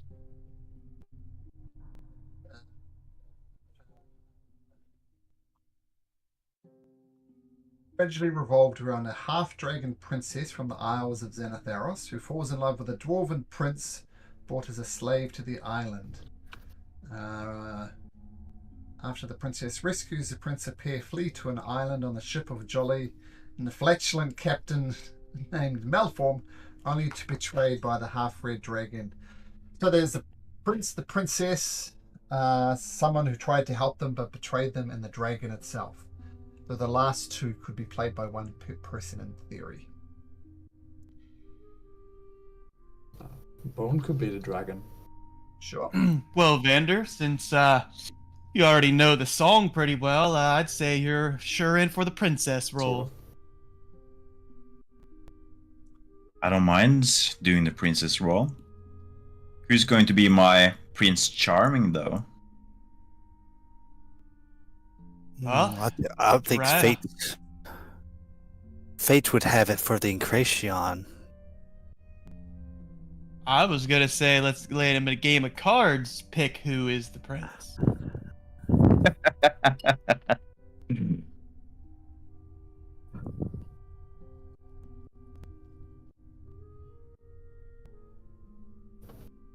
So what do you say, Orion? Friendly game of cards?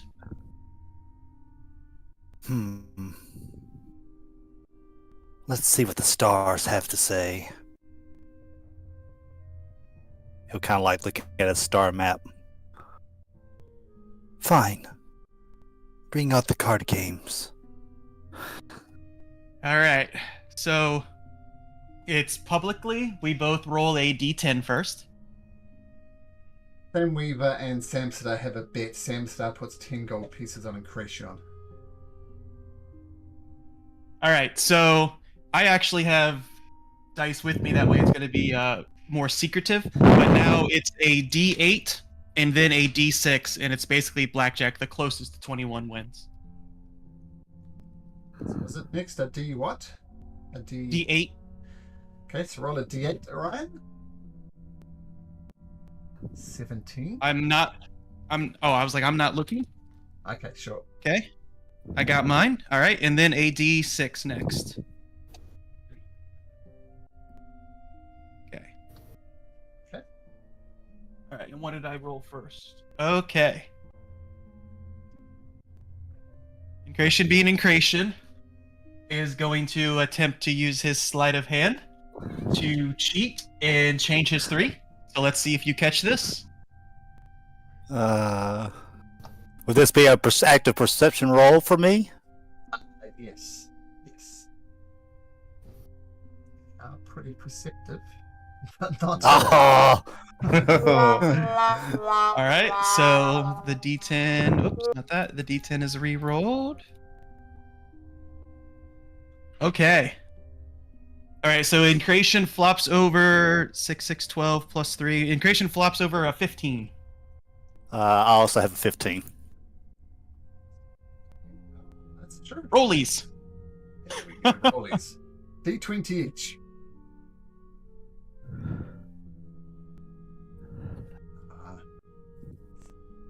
Sam Weaver groans and hands over 10 gold pieces to Sam Tada.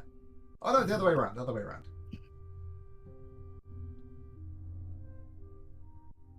Yeah, my probably can't. Let me get on a better screen here. My wife surprised me with a blind bag of dice, so I got all these random dice now. Sure nice. Yeah, actual dice. Yeah. Actual. I can't really. Yeah. Okay, so therefore we have Orion playing the prince, Vander the princess, and Bone the dragon, and the person who betrayed them, the ship captain. Orion actually looks at the card game over there. He says, figures. I'd figured the stars exactly put me in this particular role, up beside the half-dragon princess. Vander is going to look at Orion and he's going to send him a message saying, I would never trust Incration in a game whatsoever.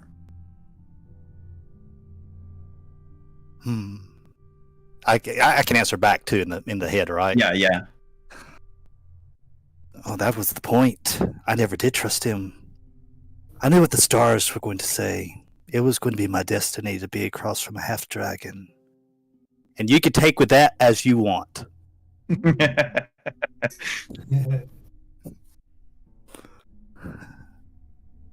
Banner's going to look at both Orion and Bone and he's going to say, if any one of you forgets your what's the word in English? Lines? Yeah. Yeah, don't worry about it. I will try to help you with a little bit of cheating, as I just gave you one now, Orion. Okay. And I'll just send a message to Bone as well and be like, just like this, if you forget your line, I'll help you, Bone. Hey, don't worry, I'll be a stagehand and I'll try to write your lines out on this board here if y'all get messed up. And by the hopes of that, Malcolm, is reading sleight of hand. It says it allows you to pickpocket, conceal a object, or perform ledger domain. So I'm hoping I could like sleight of hand like a line out and show it to him and put it away without the crowd seeing. Sure. That could be useful if only Bone could read. Can Bone read, Christian? With a 3 intelligence, nah, I'd say no. not really. And it helped 2 of the 3 of them. All right. The only thing left to do, I guess, is to take the stage.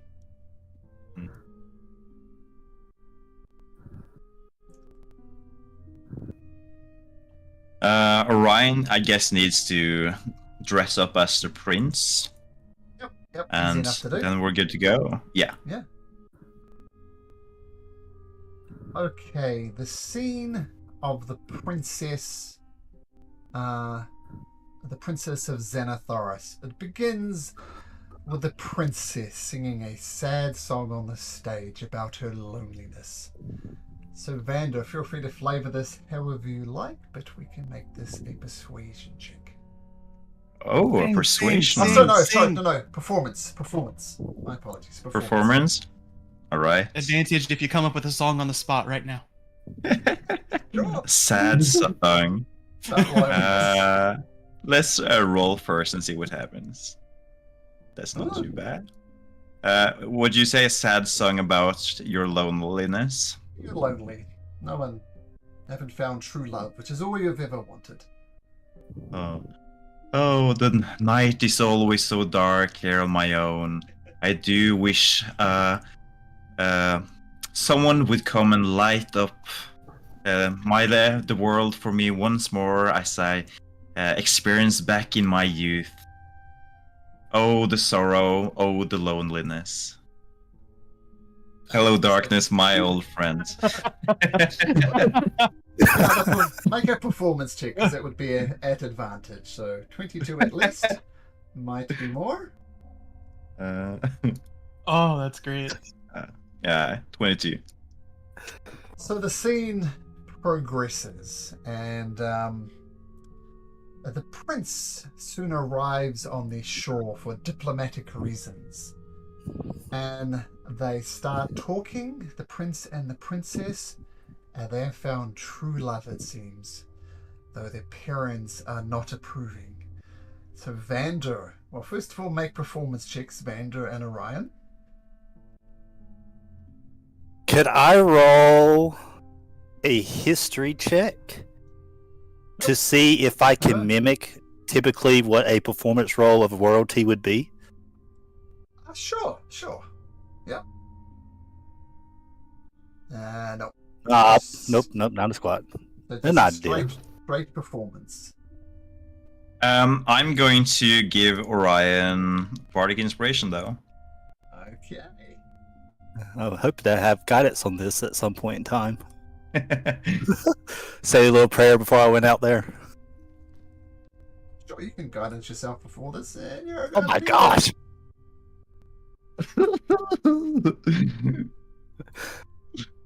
That's a 5. It's a and a 1d6, by the way. It's 1d6. Yeah.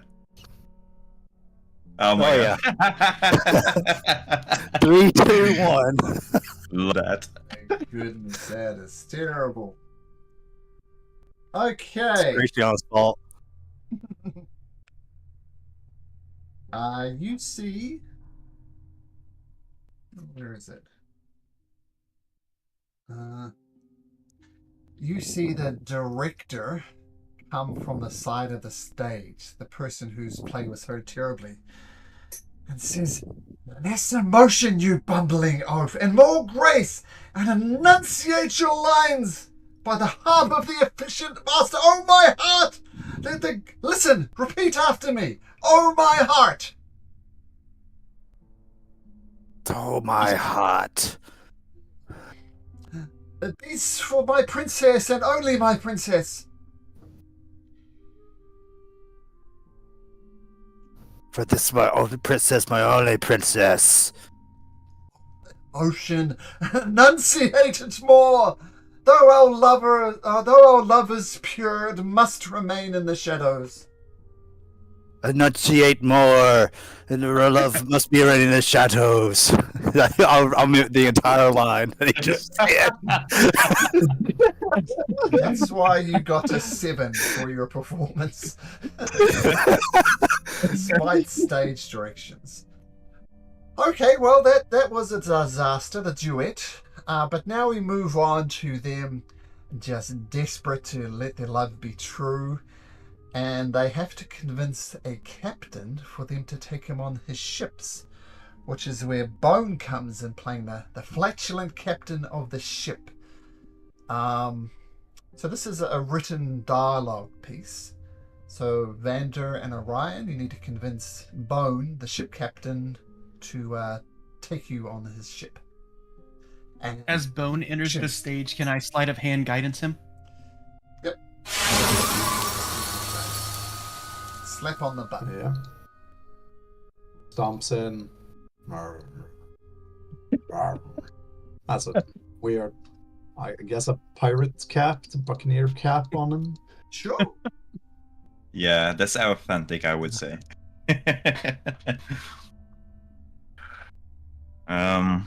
Oh, my dear captain, we need to travel far and wide. Our love is in danger, and we need to protect it at all costs.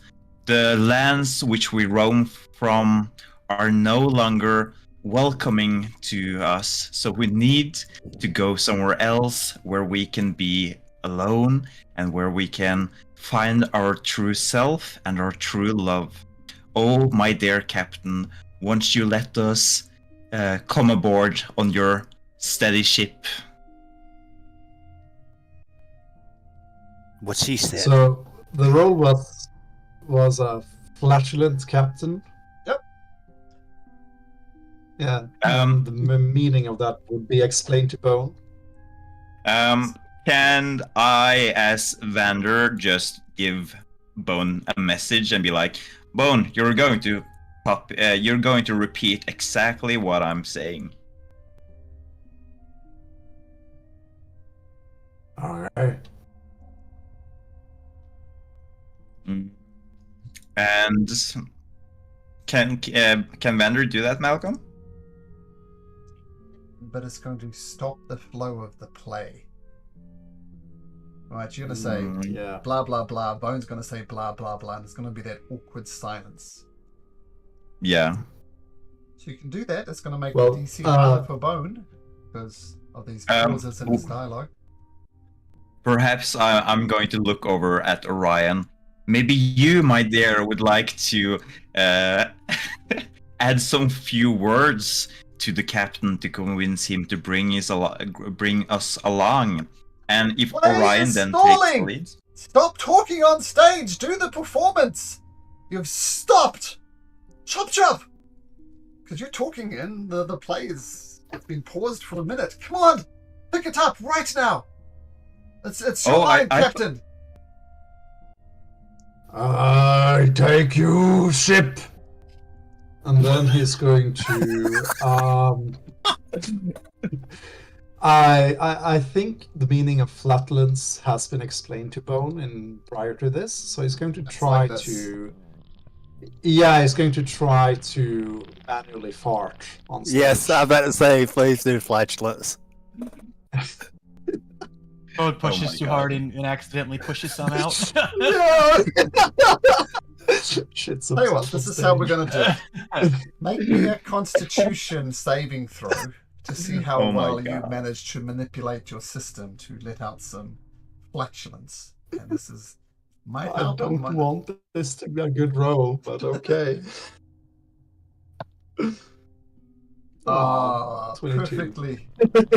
Perfectly fat. No shot, no turtle heads poking out. You're good. Jesus. Look, my dear, it's the flatulent captain. He speaks. Despite your poor speech, you save it with a convincing fart, which always goes down in stage humor. So you can just make me a straight performance check. Disadvantage because you didn't speak very well. Yeah. Advantage because of the fart. So just straight. Nice.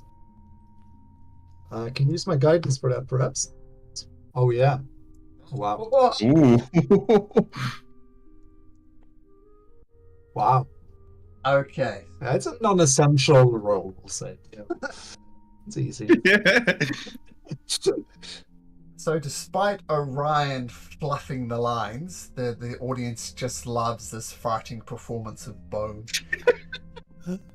And then a prop of a ship comes on stage, and the princess, the prince, and the captain get onto the ship, and you start sailing across the Bay of Xanathoris to better times. The boats starts shaking violently. The storm that has beaten all storms come up.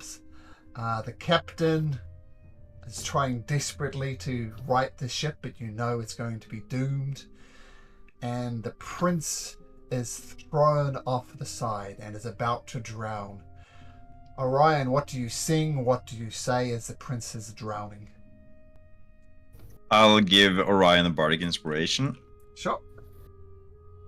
To make it more dramatic, since I was to fall off the boat, I will cast Thunder Wave Ooh. and throw myself backwards. So fantastic sound effects. Yeah, you can make your performance at advantage as the magical effects complement your performance. Alright. And let's see. This is gonna be the same roll because the modifier, so we'll just try it here. It's hidden to everybody else, but I Yeah. can see it.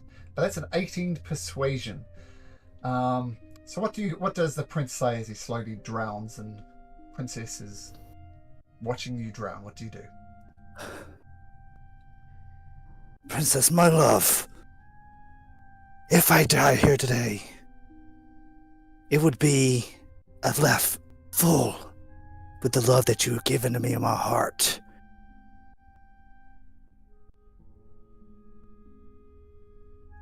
Please remember me forever. As I'll start continuing to drown.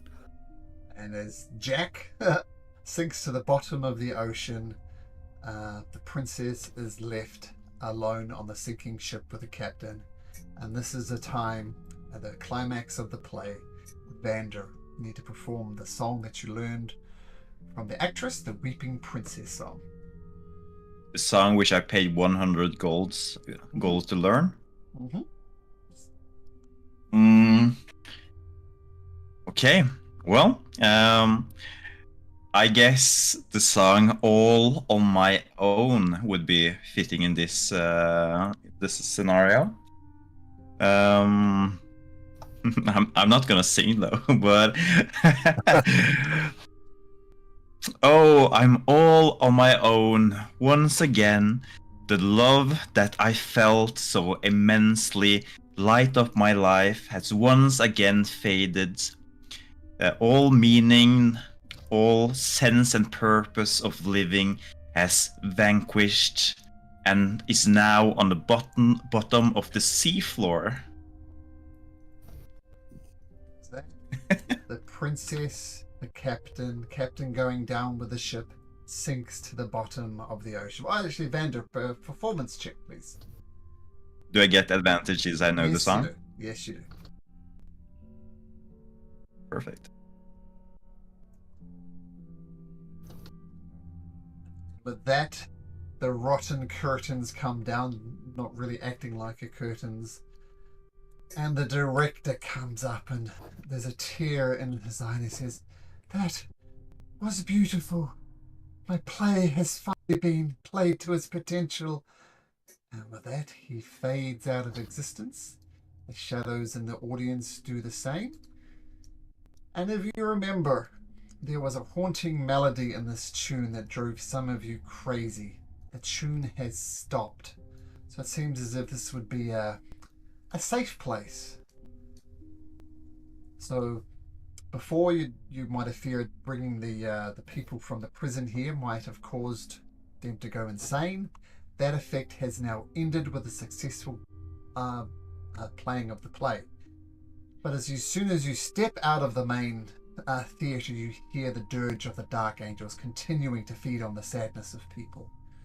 Hmm. And as you ponder what to do, we are going to have a short break. So let's take 5, Yes. guys, and All right. we'll see you guys shortly. Well done on the play.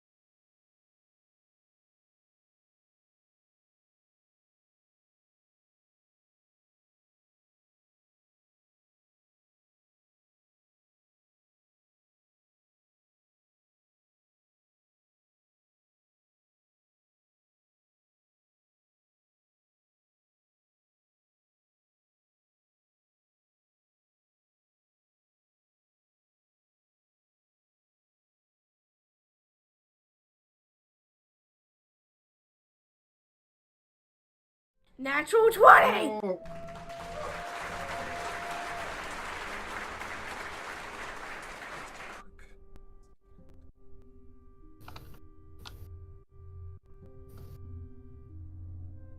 Okay, so with the successful rendition of the play, this maddening effect of the theatre is left, and you now have one place of silence from the dirge of the Dark Angel. So, Tracian, Bone, Vander, Orion, what would you like to do? First of all, Banner is going to turn back to his normal self, away from the, from all the costumes and all the personas. And he's going to approach Orion. I guess Vander finished the play on top of a ship, while Orion fell to the bottom of the seafloor. So Vander is just going to descend down to Orion. He's going to grab his hand and he's going to say, well, seems like we managed to do this thing. I'm glad I had you by my side. I feel like you picked up after maybe not the best start, but I felt like you finished really strong in this play. I guess it's always about the way you finish, not necessarily how you started. I would agree with that. I feel like you finished this with a bang. And Banner is going to look around in the room. Seems like we have some sort of safe space to bring all the prisoners. And once we bring all the prisoners into this room, perhaps they won't fuel the dome of sadness anymore.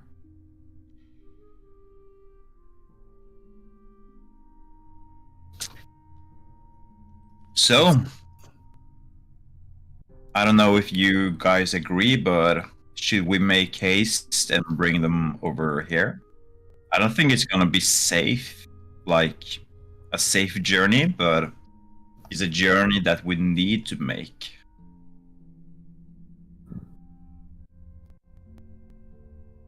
I think it's the only thing we have to do to get this damn dome down so I can get to harvesting. Okay, so you leave the area of the Fabled and head down to the Dungeon of Tears. But on the way there, Bone, why don't you roll me a d20? Oh, yeah. Let's see, 11. 11, the journey there goes uneventfully. Now there are many strange spirits amongst this area, but you manage to traverse the city safely enough. And you return to the Dungeon of Tears, with everybody just looking morose and down, and just 'cause it's fun. That's what the entire Dungeon of Tears looks like. Oh, wow. And the prisoners are just mulling around. There's not much conversation on. Everybody looks thoroughly depressed. What would you like to do?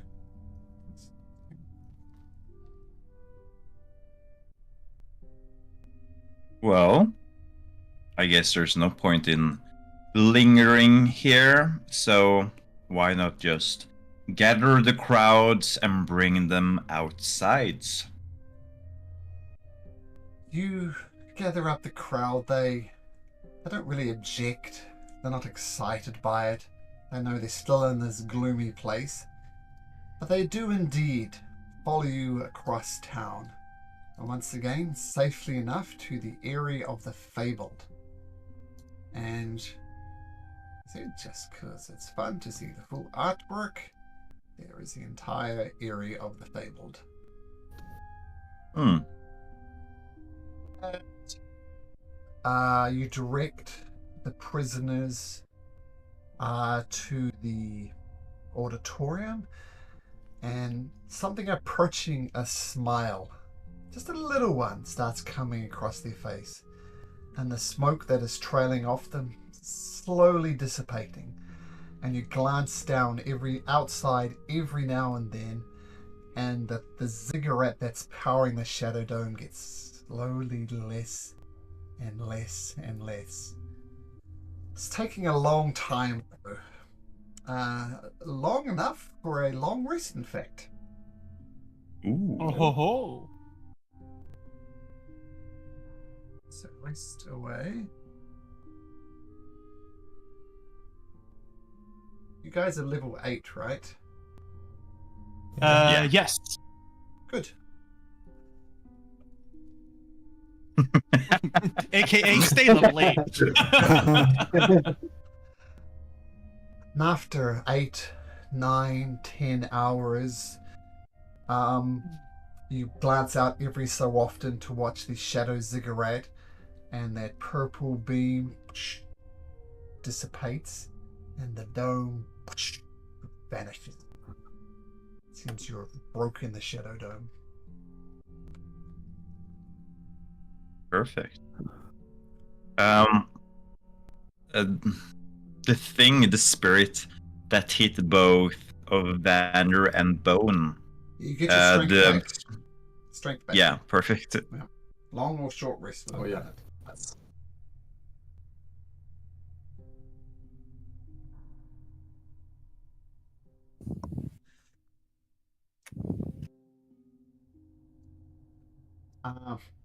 One of the former prisoners comes up to Orion, actually.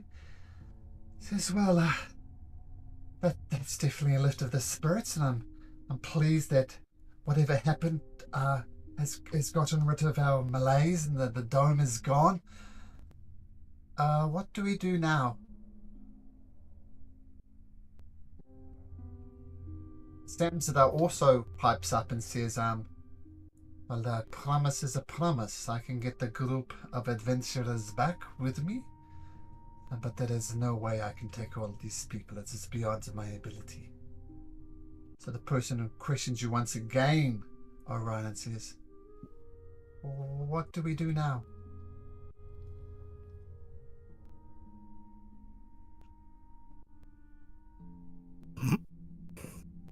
Orion kind of sits there and thinks over there and kind of looks over to Vander and Cracion. Been stuck here for quite some time, it seems. But now there is a glimmer of hope. I'm assuming you know a way back to the realm of light. The people, the prisoners say no. Samzadar emphasizes it again. He can teleport the rest of you back, but not the people. So I ask you once again, what do we do? I want to go home. I want to see my family. You know, I thought this was the end, and there is hope, but it now seems that hope is dashed. What do we do?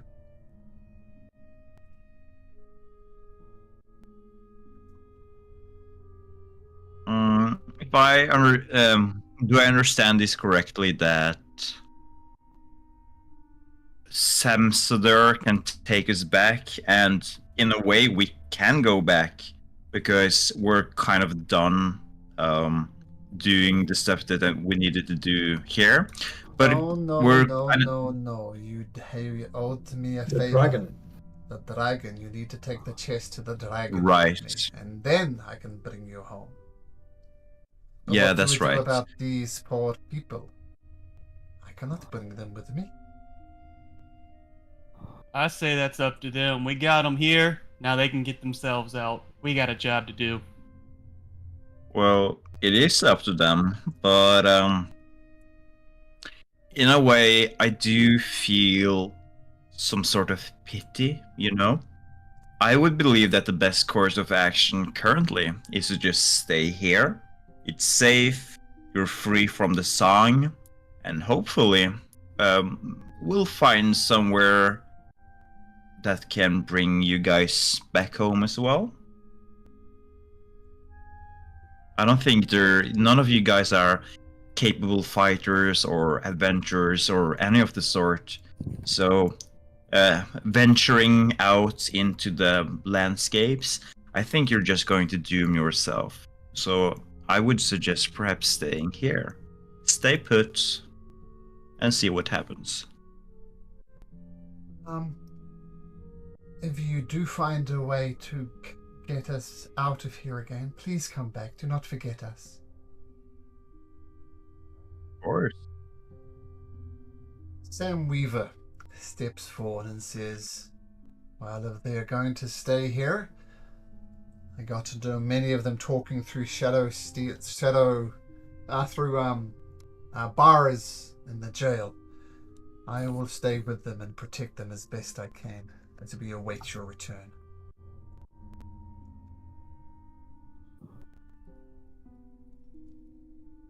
I mean, I think they're already kind of protected here. Don't you want to come and mess with the dragon with us in case, he gets a little dicey? That's the frying pan and fire argument. We saw the creatures that attacked us. There was witches, there was giant spiders, there was giants. I think both places are dangerous. I will remain here and protect them. You have shown all of you to be more than capable. I will wait. Samsadasians, well, it appears we have that settled. We need to return to the shoemaker, get the chests, and it's about a 10-mile journey to the south of the city where we'll find this dragon. So unless anybody has any business with the people, with Sam, now'd be the time. But I don't know about you, but I'm goddamn sick of this place. It's almost time to go home.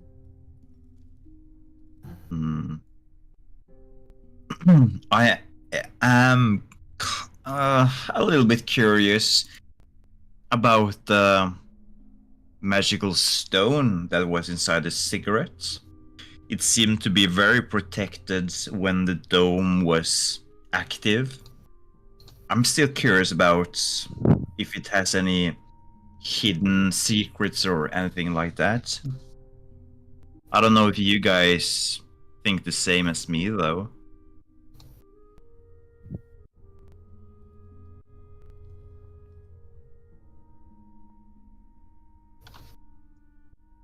Are any of you itching to see if anything has happened with that stone?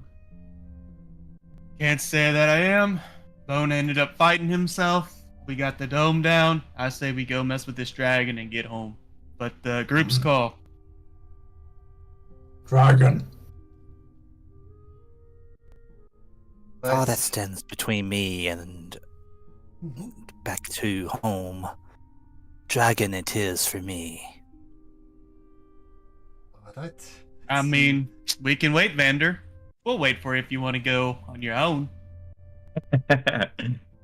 Well, I'm not going to test Lady Luck too much. You never know what's going to happen. And usually when I do stuff on my own, I seem to be, not having the best of luck. So perhaps I'll tag along with the rest of the group. As you wish, Prince Vander, and he'll give you an exaggerated bow. Ah, thank you. I can get used to that, Syncration. Saying goodbye to Sam Weaver, saying goodbye, for now at least, to the prisoners. You know it's not going to be easy. This is a weird place, but leave them you do. And you return to the premises of the shoemaker. You remember? Oops. The shadowy version of a person you know as being have an equivalent on there. And she says, well, Seems you have worked miracles. The Shadow Dome is gone, and the dreadful song that cursed us all has disappeared as well. But still, we remain in the Shadow Realm. If there's any business we can attend to, otherwise, I suggest you be on the way. I shall remain there.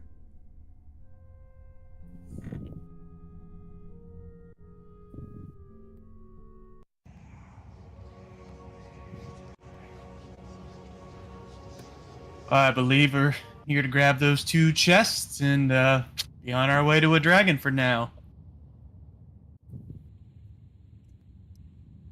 Samzadar, you know the route, my friend.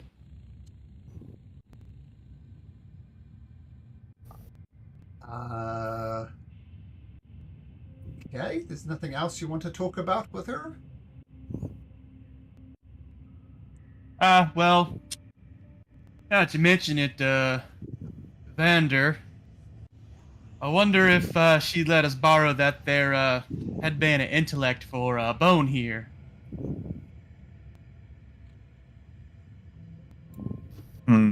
Why do you think that's a good idea, Encratia?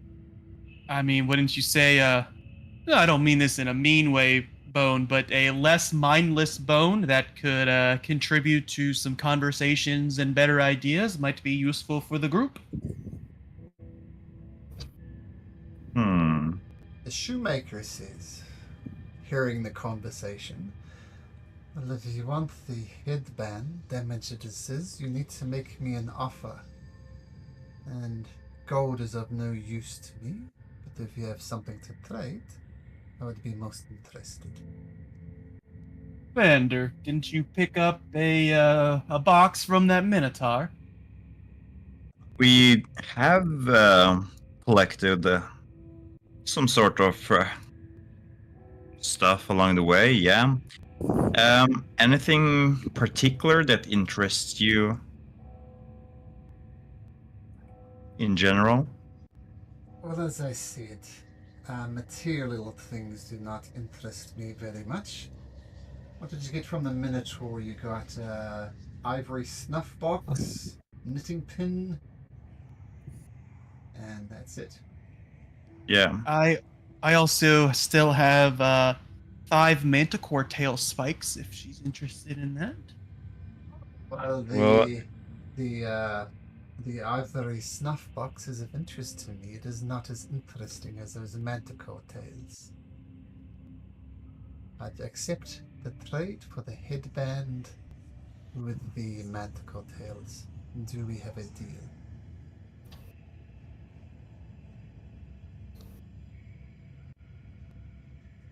I'm for it, Vander. What do Well, you think? do you need the manticore tails for anything in particular? Are you saying a 2-way trade there, Vander? I give you the manticore tails and you give her the box? Didn't she just say she wanted just the manticore tails, or did she No, want she- both? Just Oh, the just- box. She's not interested in the tails. No, other way Oh, round. right. Other way round. She's interested in the tails. She wants the tails. Oh, she doesn't oh. want the box. Other way around. Oh, other way around. Oh, yeah, I'll give her the 5 manticore spikes then. All right. A deal is a deal. And she hands you over this headband of intellect. Hey, Bone, kneel down here, big fella. Okay. Looking at Vander just to mess with him. I now crown thee thy bone. Technically, this requires an attunement. So just mark this as an attunement slot, but so you instantly attune to it. As the headband of intellect is put on your bone, your body is racked with pain and you double over. And you watch as a blue shape emerges from Bone's head, looking exactly like Bone. This blue ghostly image of Bone's head on one side kind of shunts to the side. And then a blue image of his body shoots out to the other side. And these two things kind of swirl and swirl and swirl and go round. And then finally they snap together with Bone. Bone, Voice channel 2, please. Okay, I broke bone. Oh god. So first of all, Bone, mechanically, just you need it's a hit band of intellect, but it only raises your intellect to 10, not to whatever Okay. it is. So 10, so just a nice average number. And all the backstory that I'm not sure if Bone was aware of, but Christians, that all comes flooding back to you. But one piece that you realize you didn't realize before, you felt when that blue thing happened, the soul part of your head went one way and the soul part of the body you're attached to went to the other way. And you come to the realization that not only your body was attached as well, but your soul was split. Ooh. So if you ever want to get yourself back, you have a double problem now: getting your body back, if that's going to be an option, and to repair your soul, because your soul is broken. So feel free to, and discuss anything you want to with the party in regards to your backstory, keeping in mind an intelligence of 10. But the new information, maybe was suppressed by your intellect, is your soul is in 2 parts. And obviously the other soul was from the other creature that you're attached to. So complications. Other creature. Yeah. Oh, this is interesting. So your soul is split and your body is split. And as I said, all up to you now. With your intellect of 10, you can reveal relationships, you can reveal backgrounds, you can do whatever you like. So finally, Bone has got his voice back. Oh. Okay, It's gonna be fun. let's go back. He couldn't control his body, and he was speaking his actual name, and then it went away. Bone recovers from this ordeal and he rises to his feet. Strangely, not bending at the knees, just sort of pushing himself up, being sort of disoriented, almost seemingly like someone not used to muscles, I would say. So he's just stumbling around, vaguely not in control of his body, but someone who might look like they're drunk, but sort of unsteady on his feet. And he's gonna go, my head. He's gonna look around at all of you, and he's going to fix his eyes on Vander.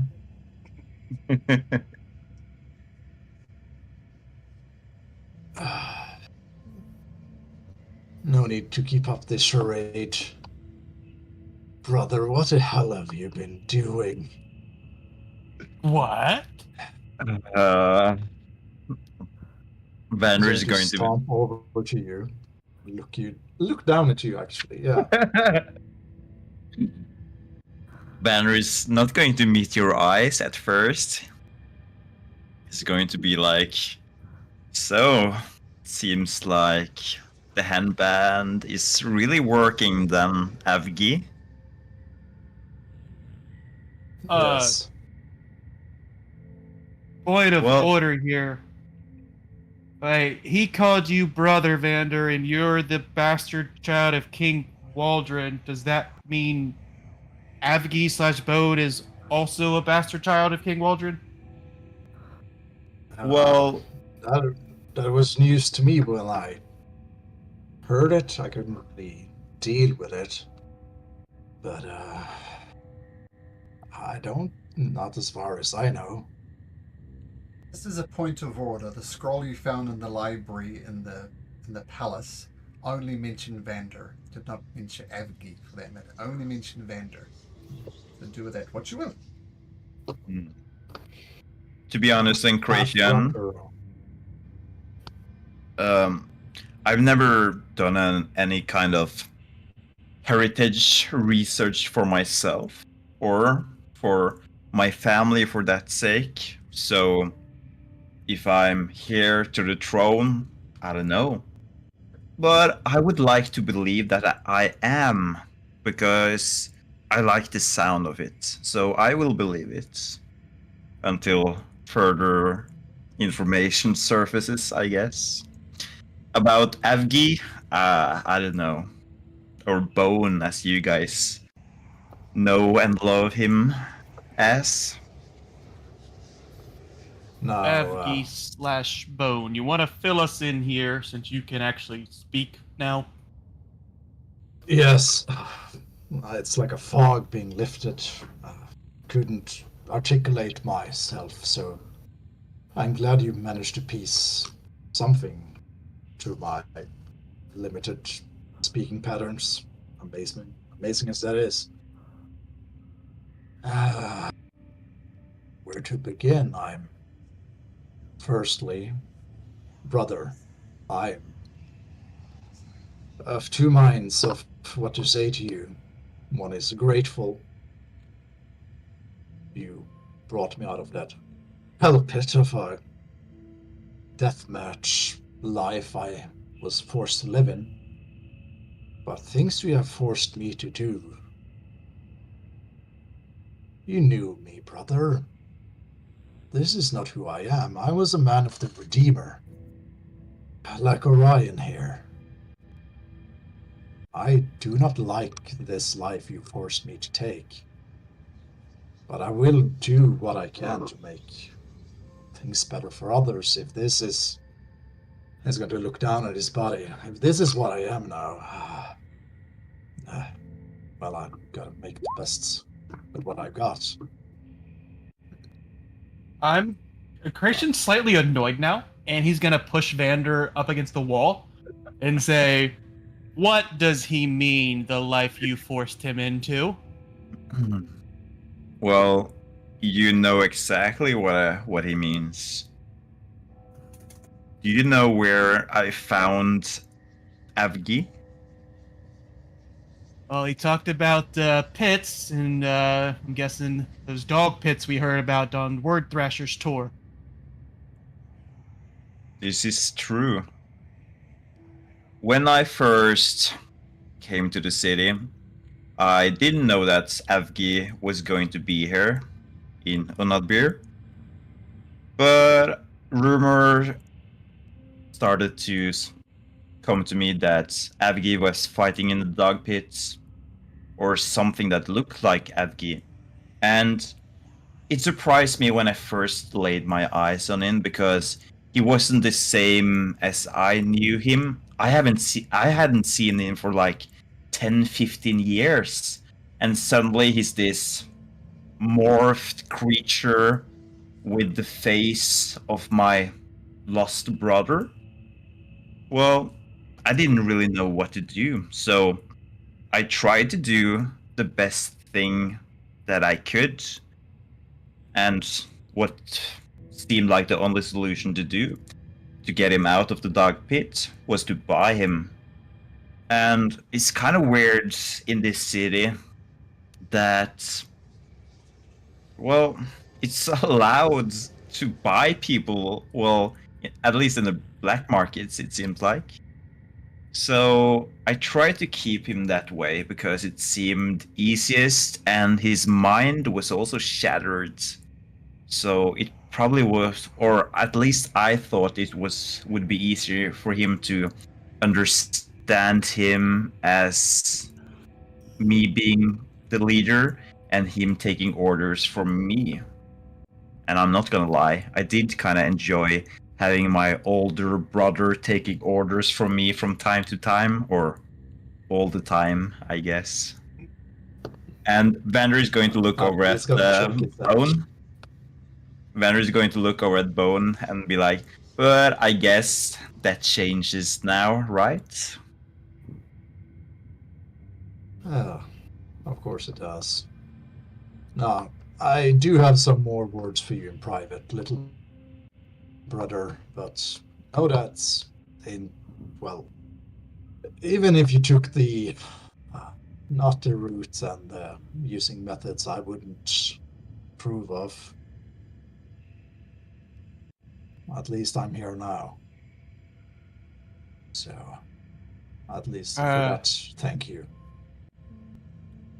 Evgi, Better- feel like I want to slap him for you.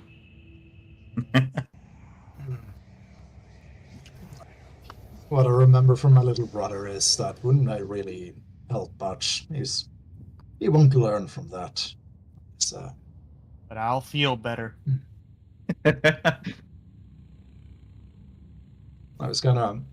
he's gonna put his hand forward towards you, and not sure if you're gonna flinch, but he's gonna grab your shoulder a bit firm, Vander, and he's going to just know, brother, I'm here now. What you've become is it breaks my heart. And even if you're my, what seems now, half brother, we still grew up under the same house.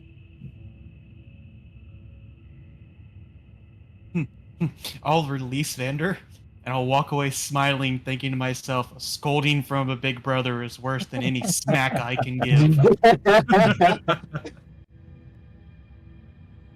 Bro is here now.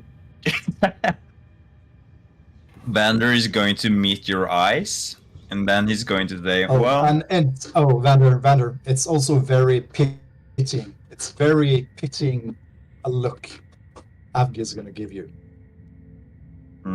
Probably a bit infuriating, like looking at you with sympathy.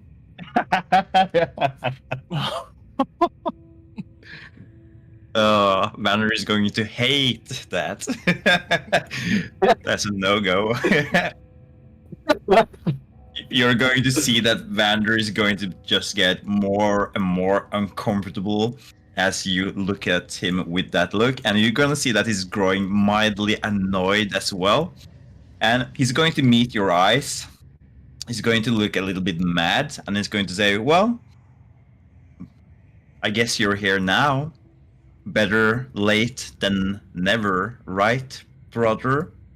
If you're not, well, taking a liking to the ways that I've found for myself, perhaps you should have been here and showed me the ways that you would have approved by yourself. And then Vander is just going to break away from your hand holding on his shoulder, and he's going to walk away from you. Such a drama. Oh yeah. I'm just gonna just look a bit down on the ground, thoughtful, and go to the others, I guess, since you walked off. He's right.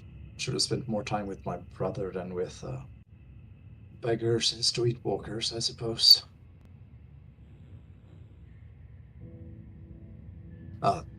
Let's.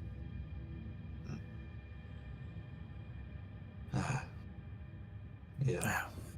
It's no time like the present to atone for one's mistakes. Wallow in that You're self-pity, if you would like, but then you will go nowhere. Action is the only course that is required in the presence. Thank you.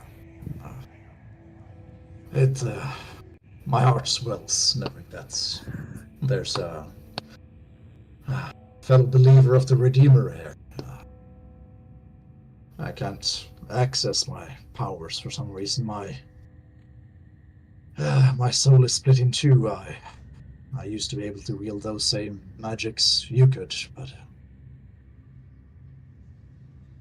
I guess that's not to dwell too much on that, but It is what the stars has for you. But don't always think of it as a bad thing. Perhaps the Redeemer still has use for you, but in a different way. Yeah, I suppose. But I think I could do better if I was to restore that connection at some point, or that would mean reclaiming my old body. And there's a very strange sensation I felt when that headband was put on. Like, I think my soul has been rent in two. And I felt that connection go to someone, something else. I don't know what. But I think wherever the body part of my soul is would reside in my real body and whoever's head that is attached to. With his description ping off Mhm. anything in my mind of what it could be? Nope. I mean, according to Bone, his body and his head is connected to a different body. I'm not sure if you're aware of that yourself, Josh, but it's obvious when you look at Bone. And now Bone is saying not only was his body split in two, but his soul was split in two. So presumably maybe there's a reverse Bone out there somewhere. But yeah, Bone doesn't know, you don't know, so there's nothing really much to go on there. Okay. But how you might, even if you got the other half of Bone's soul, how would you get it back together? None of you have any idea.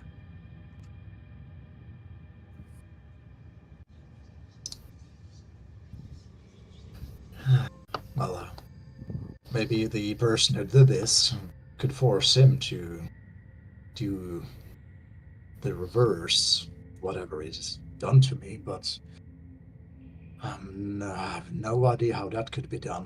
The strange being, someone called Dr. Francis Norman Stein. It would be connected to this part.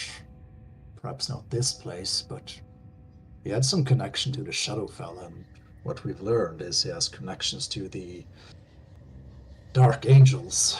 So, let's be, if you hear of some, let's see, a believer in the Redeemer, but in a bit strange way,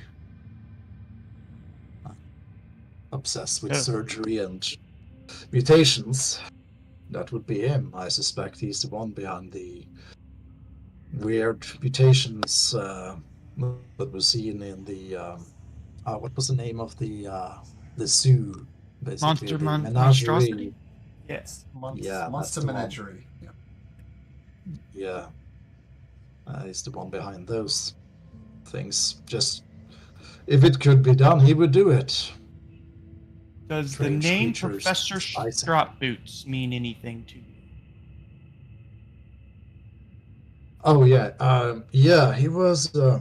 We were prisoners together in Dr. Stain's laboratory. He was a small but inventive gnome,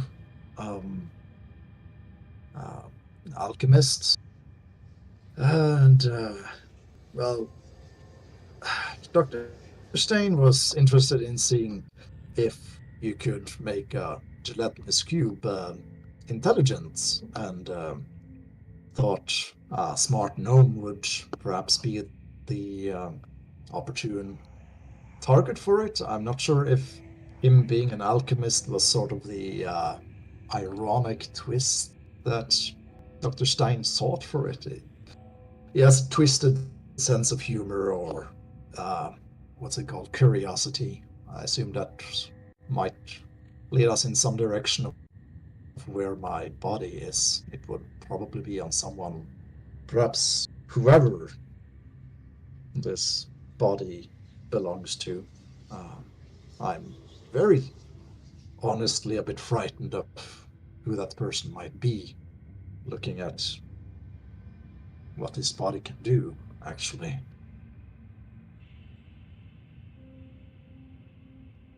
But, yeah.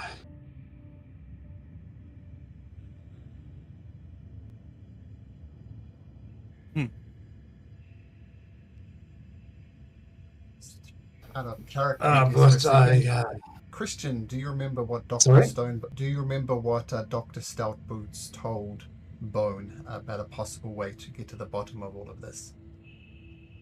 Do you remember? Yeah, there was the Rangers Enclave or something to the west.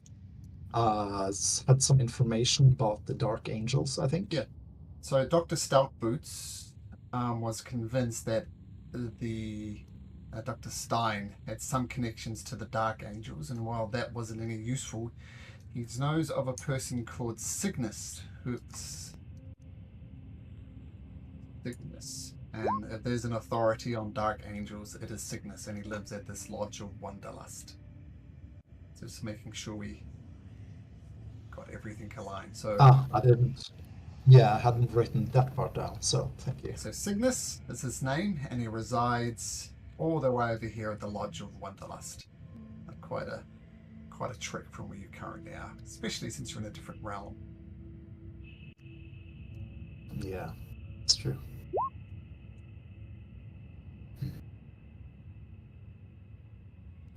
All right, says Sam Zadar.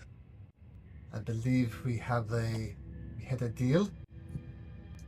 That we deal with this dragon and move on. Right. Yeah. I might be different now, but my goals are still aligned with you. What this princess has done to my dear old city, to Otmer, may his soul be with the Redeemer, with all our friends and loved ones. This can't go unanswered. I might not be so malleable to all your directions, but you shall see that if I can direct myself in battle, I think we can handle things much more clear from now. So not giving any bones to any order. What should we refer to you as, Bone or Avgi? Avgi, it was the name my parents gave me, and well, it meant something to me. All right. When I was still myself, a lot of Avgi. people. While you do not seem to like orders at the moment, would you mind picking up this chest, please? It is quite heavy.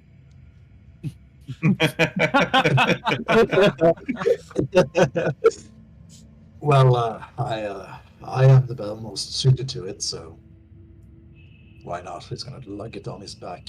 It is very heavy. This It's all like a feels 4 bit foot by 3 foot kind of chest, like a really, really large chest. And Sam Sadar says, all right, I'll take the other one. And you load up on this chest. And you start the trek south out of the city of Odenbeer with the Shadow Dome now removed. And you spent about half a day lugging it. Is there anything you'd like to do along the way? Please let me know. Otherwise, we can just fast forward.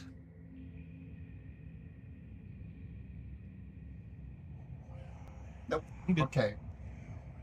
So, you press forward and you come to a cave opening that leads underground.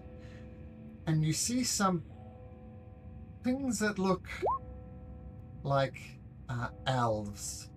They're quite dark. They're not drow, but they're very dark in their features. Like drow would normally have silvery hair. They're just jet black. So think of them as jet black elves. And they're keeping an eye on you as they dance around the corridor. They're not engaging, but they're keeping an eye on you. And Sam Sadala says, well, the dragon is up ahead. Now, as I said, I have 2 chests, but not 3. It's a bit dicey. I do not wish to engage this monster in combat. I feel it would be the end of us. So while I did not bring all that I promised, we do need to tread very carefully. Is there any preparations you wish to do? Now would be the time. Well, do you know what's inside of the chests?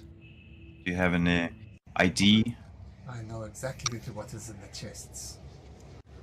I'll kind of smack Vander upside the head, gently, not like meaningful. Be like, remember, he told us don't ask about the chests. Right. Satisfies your curiosity, Vander. I'll be revealing what's in the chests before the dragon. Your curiosity will be satiated. Let me give you this guarantee. There's nothing dangerous in the chest. There's a lack of chest that is our problem.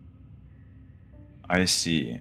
I My point would be though that if we do lack one more chest, but perhaps dragons do like riches. I don't know if this dragon is the same as anyone else, considering we're in the Shadow Realm, but we do have picked up quite a few things along the way, which would be very valuable to whoever would get their hands on it.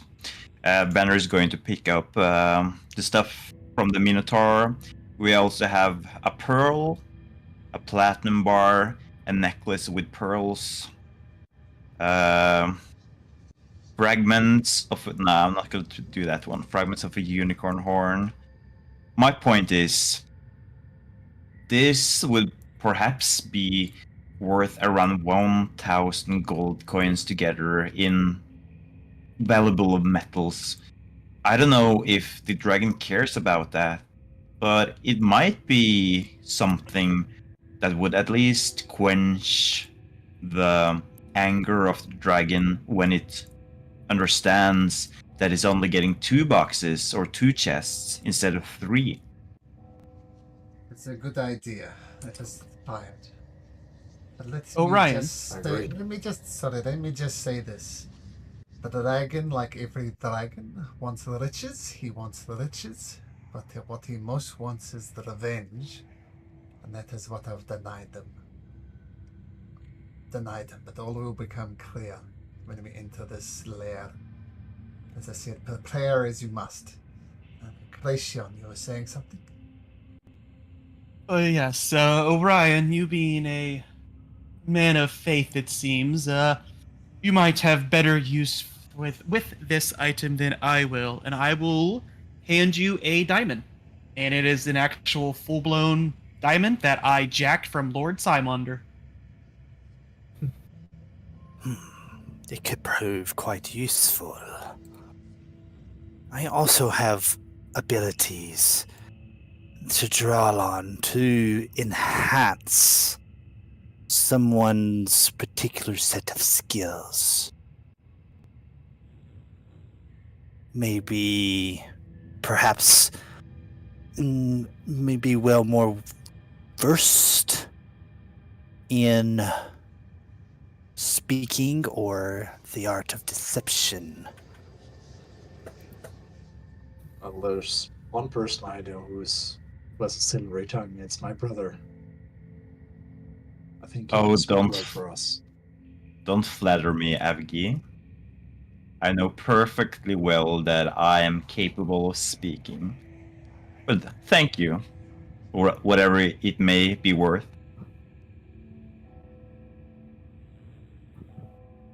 It's true.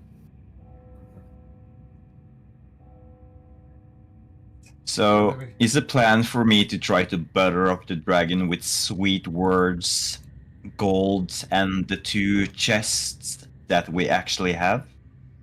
And hope for the best? It is best initially that I converse with the dragon. It is me and him that have business. He would take as an insult if I don't present myself. But Vander, if things go poorly, I think that is the chance for you to step in. As I said, this is not even only a dragon. It's a dragon that resides in the Shadow Realm and thrives. And I'm not entirely sure, but I don't think it's technically alive. It's an undead dragon. This is the deal that I made. Let me do the talking.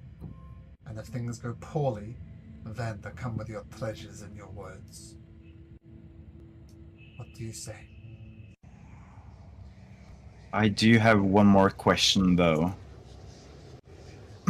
Since this is your deal, first and foremost, and we're helping you bringing the chests along with you, how much are you willing to sacrifice in general today? if things do go south. In sacrifice, if things go south, I think we're all dead. Okay. Well, let's hope that it doesn't come to that. All right. And Horatio, maybe a little bit of that guidance magic would be useful. Smack it on Vander, since he seems to be the one going to be the talking. I'm doing the Maybe talking, I'm sort of Samsonov resting first. myself. Nah. On Samzadar then. Samzada. Perhaps this could be useful to you. And I'm going to cast on him. Charisma, I assume? Yep. So Alright. Eagle Splendor. So he's got guidance on him and advantage. Alright. I think we're as prepared as we could be. Let us proceed. He starts... I'll give him a bardic inspiration as well. Nice. So he starts going down this tunnel as you follow single file behind them. And as you get underground, you notice these shadowy, dark elves start keeping their distance but are following you down there. And eventually, this tunnel, after about 200 feet, it's quite a large tunnel, so it's quite easy to traverse. It opens up into this massive cavern. And you see, perched on top of the cavern with his claws sticking into the rock, Bane Tricks Bane. Bane. Dragons have nicknamed Bane. as his Bane. And he looks around curiously and kind of climbs down the side of the internal cavern, so he's about 50 feet above you, but still relatively close. He says, "You promised me 3 chests. I only see 2. And while we're waiting for this to resolve, can you all please make me a wisdom saving throw?"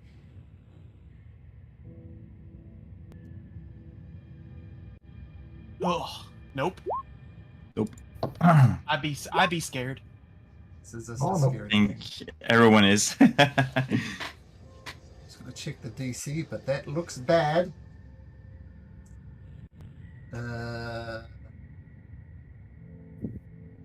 Yeah. It's This in is my a- plans.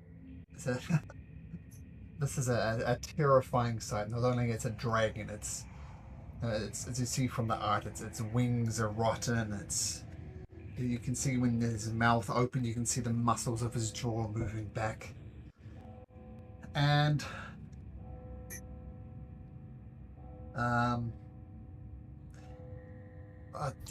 please, mighty Bane, let me show you what I have produced. And he gets one of the chests, he unlocks it and opens it up, and inside is a body, and it looks like a cleric of the Redeemer. And he pushes the body out onto the ground, goes and unlocks the next body. It looks like some type of magic user, and he tips out the body of the magic user. Oh, Bane, I have searched far and wide for 100 years to try and find the Paladin. He's either been destroyed or lost in history and time. But either way, I cannot give what you seek. With that, the dragon roars up. You see him taking a breath as insects start to swarm in his mouth. And I'm going to have you guys roll this. Well, first of all, let's start with Orion. Roll a d4 for guidance. Alrighty.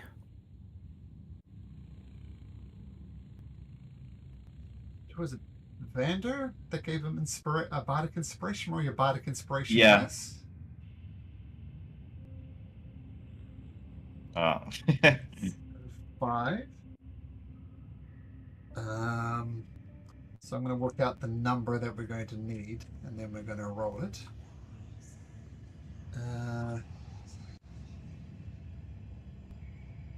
So 5. I'm going to turn into a 50-50 chance about whether he accepts this deal or not. So I'm going to choose a random character. Random one is Bone. So it's your responsibility, Bone. Roll a d20, and you want a 10 or higher. Is it an advantage? Oh, no. Actually, so his advantage on the. Oh, well, who cares? Nice. Damn. What you say is true, and he is being lost in time. Then technically, your deal is not fulfilled. But we will not turn to violence this day. But the gift you seek will not be as great as you expected. And he reaches into his hoard, I guess, behind him. It's going to change just slightly so I don't feel everything. And he brings out this item. The so-called bow of the night. It says, you did not completely satiate my revenge. Those who threatened to destroy me and almost did it by sheer dumb luck I survived. I'm pleased the 2 of them are dead, but I'm not happy that the 3rd one. I do not see his body, but I do believe you that I think he has gone to time. But here, take the bow of night. But he reaches with his great dragon undead claws hands and snaps it. Throws it at them. Good luck repairing that. Now get out of my sight. Well, I think we should be leaving, people. And he just starts booking it out there with his broken bow in his hand. Well, he did get the pieces. Okay. He's got the bow, but it's broken. And that was seemingly the price for not bringing the 3rd body. And I assume you scamper out of there as well. The shadow elves follow you, just keeping their distance, keeping their eye on you, not being threatening, but definitely observing you.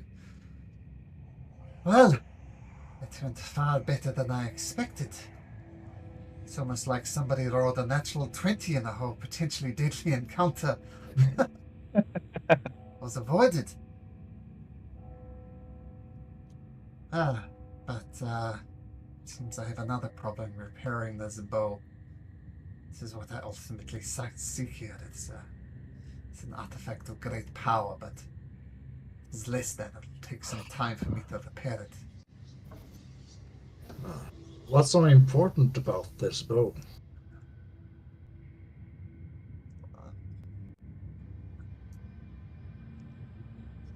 Yes, it will be very useful to me in my line of work. That's a bow of night. Let's just say it's more effective at night. And there's enough for me to come to the Shadowfell. It was enough of a lure for me to seek out these bodies over all these years. It was enough of an asset to align with you people to break this curse. But as I said, it's terrible for business. But we worked together. We broke the Shadow Dome. I've got what I wanted. It's a time to return to the prime material.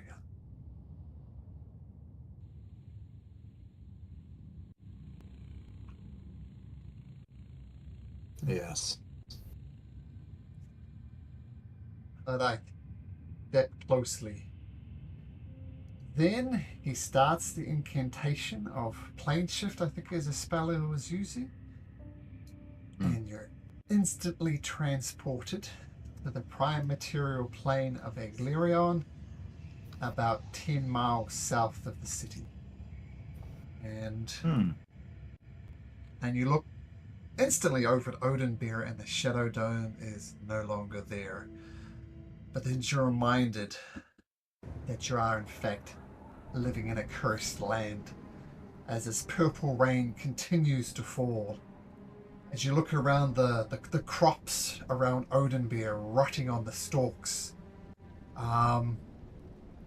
what do you do? And at this point, as promised, the DM says, look, there's an entire continent out there. Where would you like to go? What would you like to do? Woo! Once we get back to the normal plane, Vander's going to look at everyone a little bit curious and be like, I'm very surprised that none of you batted an eye towards the people left inside of the theater. I mean, it's not really my position to take on the Grand Savior, but I would assume that some of you would at least give them a thought or two. Of course. Samsadar, how long is it going to would it take you to travel back and forth with some of them? It can take 6 at a time. It's simply time I cannot take out of my day. I've been wanting my businesses to go opened up. You can't take some time out of your day to potentially save some souls from whatever damnation awaits them in that plane. Make a persuasion check, Bone. Can I make that an intimidation by sort of Sure. utilizing my new frame? Or my new frame, but yeah. Yeah, absolutely. That's a 22. Place me in a very difficult position. I have urgent business that needs to be attended to. As you know, I lead the organization known as the Golden Masks. We have not only mission critical things, but matters of the survival of some of them, my companions in the Golden Masks. Tell you what I can do. This is the best I can do. At moments when I find myself between things, I will attempt to bring them back as best as I could, 6 at a time. That will take me 15, 16 trips. Take me a couple of weeks at the very least. But that I can promise you. Thank you for that, Samsadar. I would have done so, but I don't have the means. And know that, although we fight for different reasons, if our cause isn't just, then it's not worth fighting for, is it? Right. So make it a just one. Well, I think this is farewell. Well, unless you guys are heading to Oathbreaker, that's where I am heading. Which way are you heading? Well, guys, we do have our little package in the box, and we were supposed to go to the Arcane Tower to see if the Grand Mage there could do anything with it. And I'm also pretty pressed to get back to Harveston, so it's my 2 cents. So, which route are we taking, though? Are we passing through the swamp? Or are we following the roads? As I remember, there are no roads going south, only to the stud farm where we're at. And I don't think we should pass by Oathbreaker, which be too dangerous. But the swamps would be dangerous as well, but it would be a shorter trip if we get through it safely. Or we can always take the long route, go around the swamps, avoid the nasty mud, that possibly could poison us like before and just go on the outskirts. That would take us to, if I remember correctly, is it something called South Keep down there? Yeah, I believe it would. And then once we're out South Keep, you can take the road from there either to the tavern or tower or wouldn't mind Harvesting. But... And I would point out that What a South way Keep to... is a keep, and it's used to defend as a defensive position from attacks from the south. Not that there's been any attacks or wars for a long time, but that's its role. A fortified structure to protect from the southern borders of Iglaria. Maybe to the monastery. I'm not sure if this is the effect of my awakening, but what do you need to do in Harvest, Rachel? Well, there's this bastard Strati. His real name is Taurus, and he kind of tricked me into thinking he was an ally, and he had me give up some personal information of who I was and my adoptive family there in Harveston. And he made arrangements for basically some assassins to go there and kill my adoptive mother and father. We can't have that. We should probably make haste then.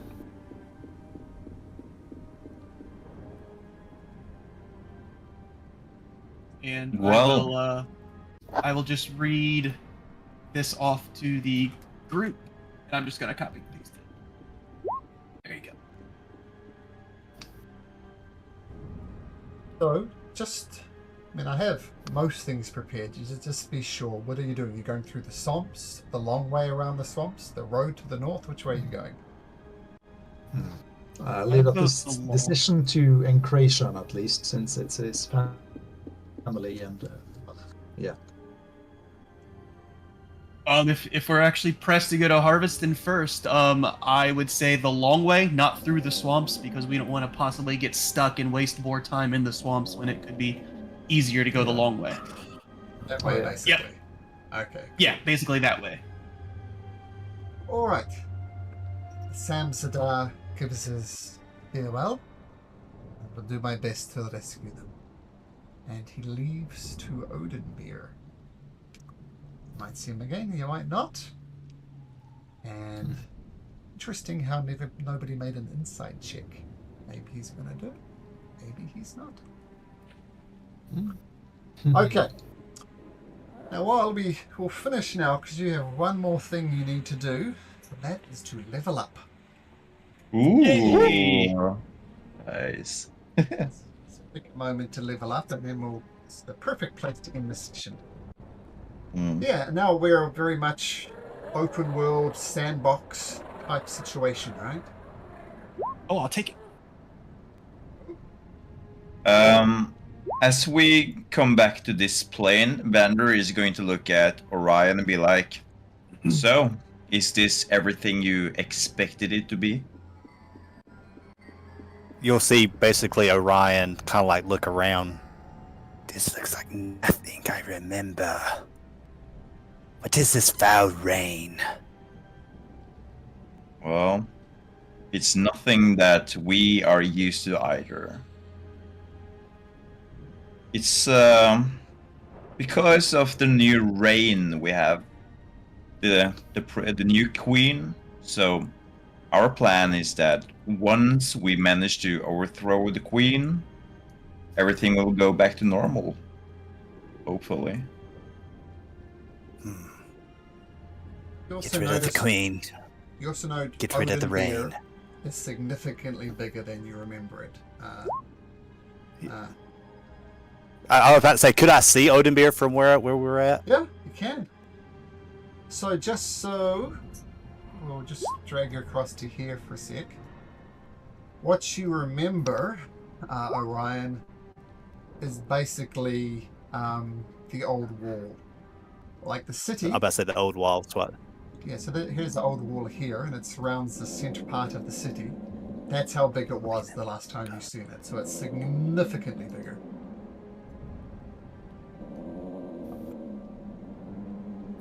What was the year that you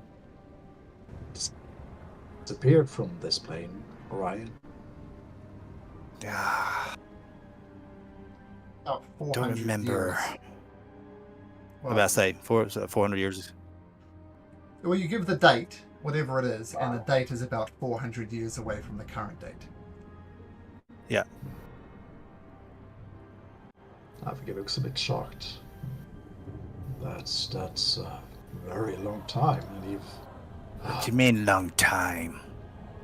It was only a few, maybe just a handful of years that I was in the Shadow Realm.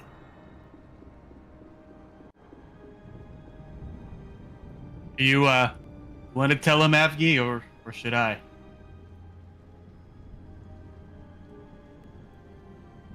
I should. Alright. Well, let me. Well, the year is now, and he's gonna say I can't remember the timeline thingy, but yeah, current year of Aglarion. And sort of a bit information pieces on the last few kings, I suppose. And you knew no kings when you were around. If you remember, Astra, you were living under the time of theocracy. Yep.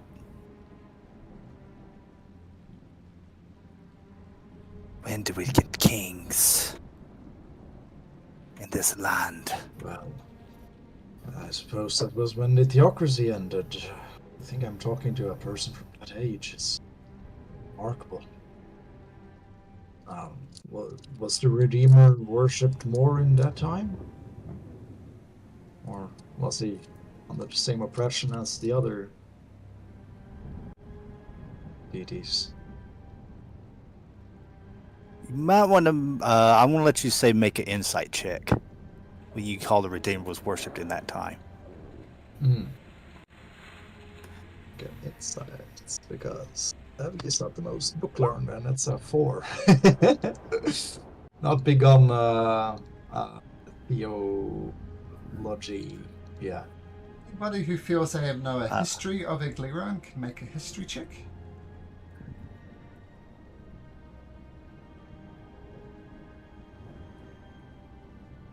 There's a vague outline, but nah.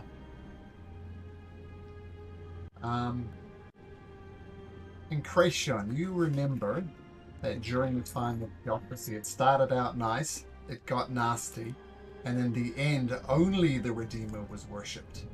All other religions were outlawed. So you have that knowledge in your mind. Feel free to do with that if you like. But back to you, Orion. So with an insight of 4, what do you say? What do you do? When seeing with the inside of 4, and he'll kind of like easily kind of saying, yeah, more probably so than others. I haven't read much. I preferred being out with people and helping them to show my appreciation of the Redeemer, but was that a more just and peaceful society? I've heard some bad things about the theocracy, but it seems strange for the Redeemer to, well, bless such a oppressive society. I can assure you, the Redeemer had no desire to be all in one particular favor, so to speak. People forget that at one time the world was in darkness. Pure darkness. But people take it too far.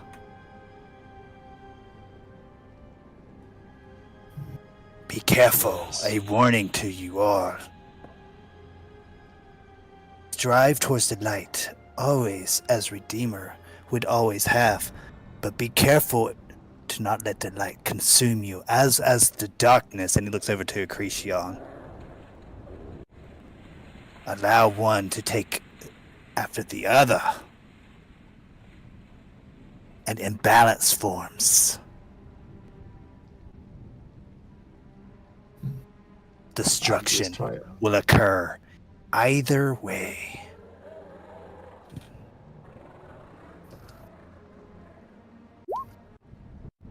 I can just imagine Vander rolling his eyes, but yeah.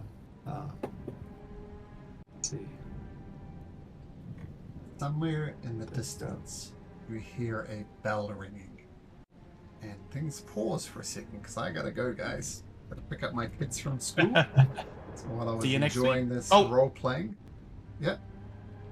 Actually, that's what I was gonna say. If you guys want to do something other than harvest, then I won't be here next week because it's my wife's birthday. Oh, So yeah. if we Yeah, want we to could time do- warp, if we want to time warp it till I'm back. It might take you more than a session to get there. There's things Okay. along the way, and you're walking in a dangerous land. So I think we'll just proceed as normal. And probably won't do, I don't think we would have done harvesting next week anyway. Perfect. Alright, but I got to dash. See you later, guys. Bye.